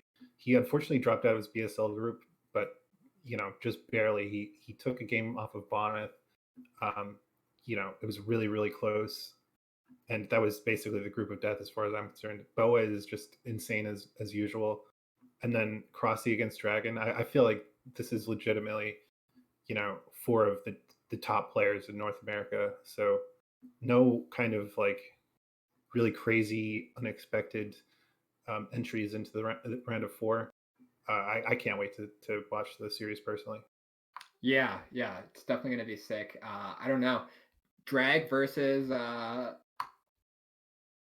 cRoSs is probably, a finals matchup, and so is Hawk versus Boa, and yeah, absolutely. DragOn, welcome, dude. Thank you. Can you hear me? Yeah, we can hear you. Congratulations, first of all, on getting to the round of 4. Thanks. How are you feeling about that series, man? Pretty good. I mean, at first I was like, is this gonna go the way that so many times in the past after that first game? But I managed to turn it around, so feeling good. Yeah. I mean, we've been talking about that, right? Because like you've played Ty2 like a ton of times in like so many different tournaments over the years, right? And it seems like I don't know your actual record, but I definitely know he's always a tough opponent. I mean, it's always hard to play against him because he just has so many different mix-ups with his builds. And yeah, for sure. That first game must have definitely been hard to deal with because, like, it's always like, there's just one. If I did one thing differently, then I could have beaten him. But yeah, were you expecting that build? Because you did have the cannons in your main and everything ready. But like once I scouted his main, I knew like for sure what he was doing. I just I haven't had that much practice with one gate against his kind of shenanigans. I am used to playing him with Forge Expand, so I wasn't sure on the exact timings. And actually, my Reaver was like really late, so I needed that Reaver earlier to defend. That's why in the last game I went Robotics first when I scouted his build. Yeah. So I mean, I did know it was coming. It wasn't enough. My reaction wasn't perfect. Yeah, I've seen you do that build where you or that response against Ty2. I remember a show match. I think it was the one where you were playing for $300. I can't remember which one it was exactly, but it was just a show match, you versus Ty2, and you were playing on Circuit Breaker, and you had that exact same response where you put the cannons in the main to help defend. Is that something you've practiced that you're more familiar with doing on Forge Fast Expand? Oh yeah, for sure. I think the one you might be thinking of is like Twitch Rivals. Yeah, I think. Yeah, where he did 3-hatch drop. Yeah, exactly. I remember that was like one of my favorite games actually versus Ty2 because I had like practiced the response versus build a lot in preparation because I knew he'd do it. You were top left, if I remember correctly. Yeah, I nailed the response that game. Yeah, that one you handled it perfectly. And the other, you handled it really well on the final map of this series as well. Yeah, thanks. Yeah, basically the same build, I guess, from Ty2, a little bit different in the final game. So you were expecting the drops both times, though. Rather, you didn't expect any kind of like lurker bust or like just straight up Hydra bust at the front. No, like once I saw the lair, I knew what he was doing. I mean, I had to be prepared for lurker buzz as well, so I can't just only build cannons in my main and not at my natural. But it was like 90% drop once I saw it. Okay, well, I guess if Ty2 listens to this in retrospect, maybe he'll do something else next. Switching it up a little bit. I mean, he's gonna do something else next anyway. He always has some new trick up his sleeve or new way of doing something old. Definitely. On Optimizer, were you? I mean, he went 9-pool speed so many times. On Optimizer, were you expecting a 5-pool at all? 5-pool? No, I wasn't No. expecting to go Okay. Were 5-pool. you expecting 9-pool speed again? I wasn't sure. I think it was a choice between like 12 hatch, 11 hatch, or another 9-pool speed. Okay. Were you surprised by how many times he won it, or just typical Ty2 stuff that you never can expect what he's gonna do? Not really. I think he thinks he can get an advantage that way going 9-pool speed. Because when I've gone one gate versus him in the past, I've lost to that kind of thing versus him. But that was kind of a long time ago, so things may be different now. Do you? So is gate fast expand? I know that's definitely the meta opening right now. Like 90% of PvZs are probably opening with gate fast expand. Is that just something you've been playing more with, or is that something that you were doing specifically against Ty2 because you know that gate fast expand is so strong against a 5-pool that it pretty much stops him from ever breaking out his like kind of 5-pool? Kind of both, I guess. I plan to do one gate against Ty2 because I think it's a little bit better than Forge against the kind of stuff that he does. Especially like 4-pool, 5-pool. It just kind of stops those way more easily. I don't have to worry about like getting last scout and then dying, or like not having cannon finish in time. Yeah. And it allows me to put on more pressure and like scout his build like I ended up doing in a couple games. So I preferred one gate expand in this series for 202 for sure. And I mean I've been using it more lately anyway, just because it's the standard build now. Really, like people go one gate more than Forge. Yeah, 100%. I totally agree. I always felt like just forcing Ty2 to play reactively with the gate fast expanded and getting the zealots out, even if you don't get drone kills necessarily, just taxing his APM and his multitask a little bit, and then being able to get that information about what he is doing in his main is well worth it against a player like him. Yeah, for sure. In that same sense, I wanted to ask about the game on Stillfid. Like, what was going through your head just throughout that game? Because as far as I could tell, one of the biggest issues was like Tai2 had a huge advantage for most of the game, but he was just never able to like pull off that sort of killing blow. He was really good with his small army movements and little skirmishes out on the map, but he was never able to actually utilize the massive amount of units that he was producing. So he kind of ended up just getting outplayed at the very end with that huge doom drop at 3 o'clock that ended up getting just decimated by your storms and cannons, and then just not able to get the right surround on your army. So he kind of just fell apart right then. How are you feeling in that game? Well, to be honest, I did not think I had a huge disadvantage. Like I saw his Spire, his 2-hedge muta build, and reacted properly against that. And then I thought I should have been ahead, but then he just droned out right away, so I guess I wasn't really ahead. I was like kind of even. I thought it was even anyway. I should probably watch the replay if you guys are saying he was ahead all game, because it didn't feel that way to me. It felt like it was like an even game going on to the mid game. It was relatively even, but I felt like it was his game to lose, I guess, because I mean he was ahead in supply. He did delay his fourth very long. Definitely after the opening when he got his lings in and did so much economic damage, he was ahead there for a long period of time until you. Oh yeah, okay. I kind of forgot about that part. Yeah, I guess he might have been ahead then. But yeah, I mean that game was insane, and your comeback there was ridiculous. Your storms that game were so on point, and that army that got stuck at his mineral only, that you were able to hold on and get so much value out of that army, even though it was completely surrounded. That was ridiculous. Oh yeah, yeah. I only had one all with that army, and it died immediately. I was like, fuck. Like I was trying to go in and do damage to his third before he could get his army over there, because he was kind of harassing all over the place, and I didn't think he would have most of his army stationed there. But then I lose my all right away. Luckily, he didn't realize that, and he just kept attacking instead of actually just sitting with his workers. Yeah, thankfully I had like 10 Templars or something ridiculous there. Probably had too many Templars, but managed to hold on. Yeah, I guess the last question that I have for you, Drag, is how do you feel going up against cRoSs in the round of 4? Are you confident? Excited? What? I'm excited, I guess. Kind of nervous. Confident as well, all three. Because like I haven't faced him in a tournament since the North American Star League 3, when we played in the finals, and I lost by 1 game. So I think I can take him, but again, he's a really strong player. He's like one of the best players in North America. So I'm gonna have to be prepared, I guess. Play my A game. Awesome, man. I can't wait to see the round of 4. I'm really looking forward to it. Congratulations again on getting the round of 4. Yeah, any shout outs you want to make? Or anyone stream or anything if you stream at all?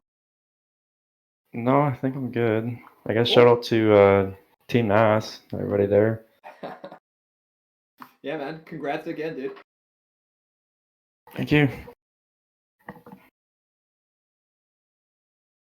Awesome. So I think that's going to be it for us at Rogues Gallery here tonight. Thanks to everyone for tuning in to our Rogue City Rumble round of 8, the bottom half of our bracket there. Yeah, we're going to be streaming again next week. We're going to be coming at you with the round of 4. I think both the bottom and the top half of the bracket, right, Keen, if I'm not mistaken?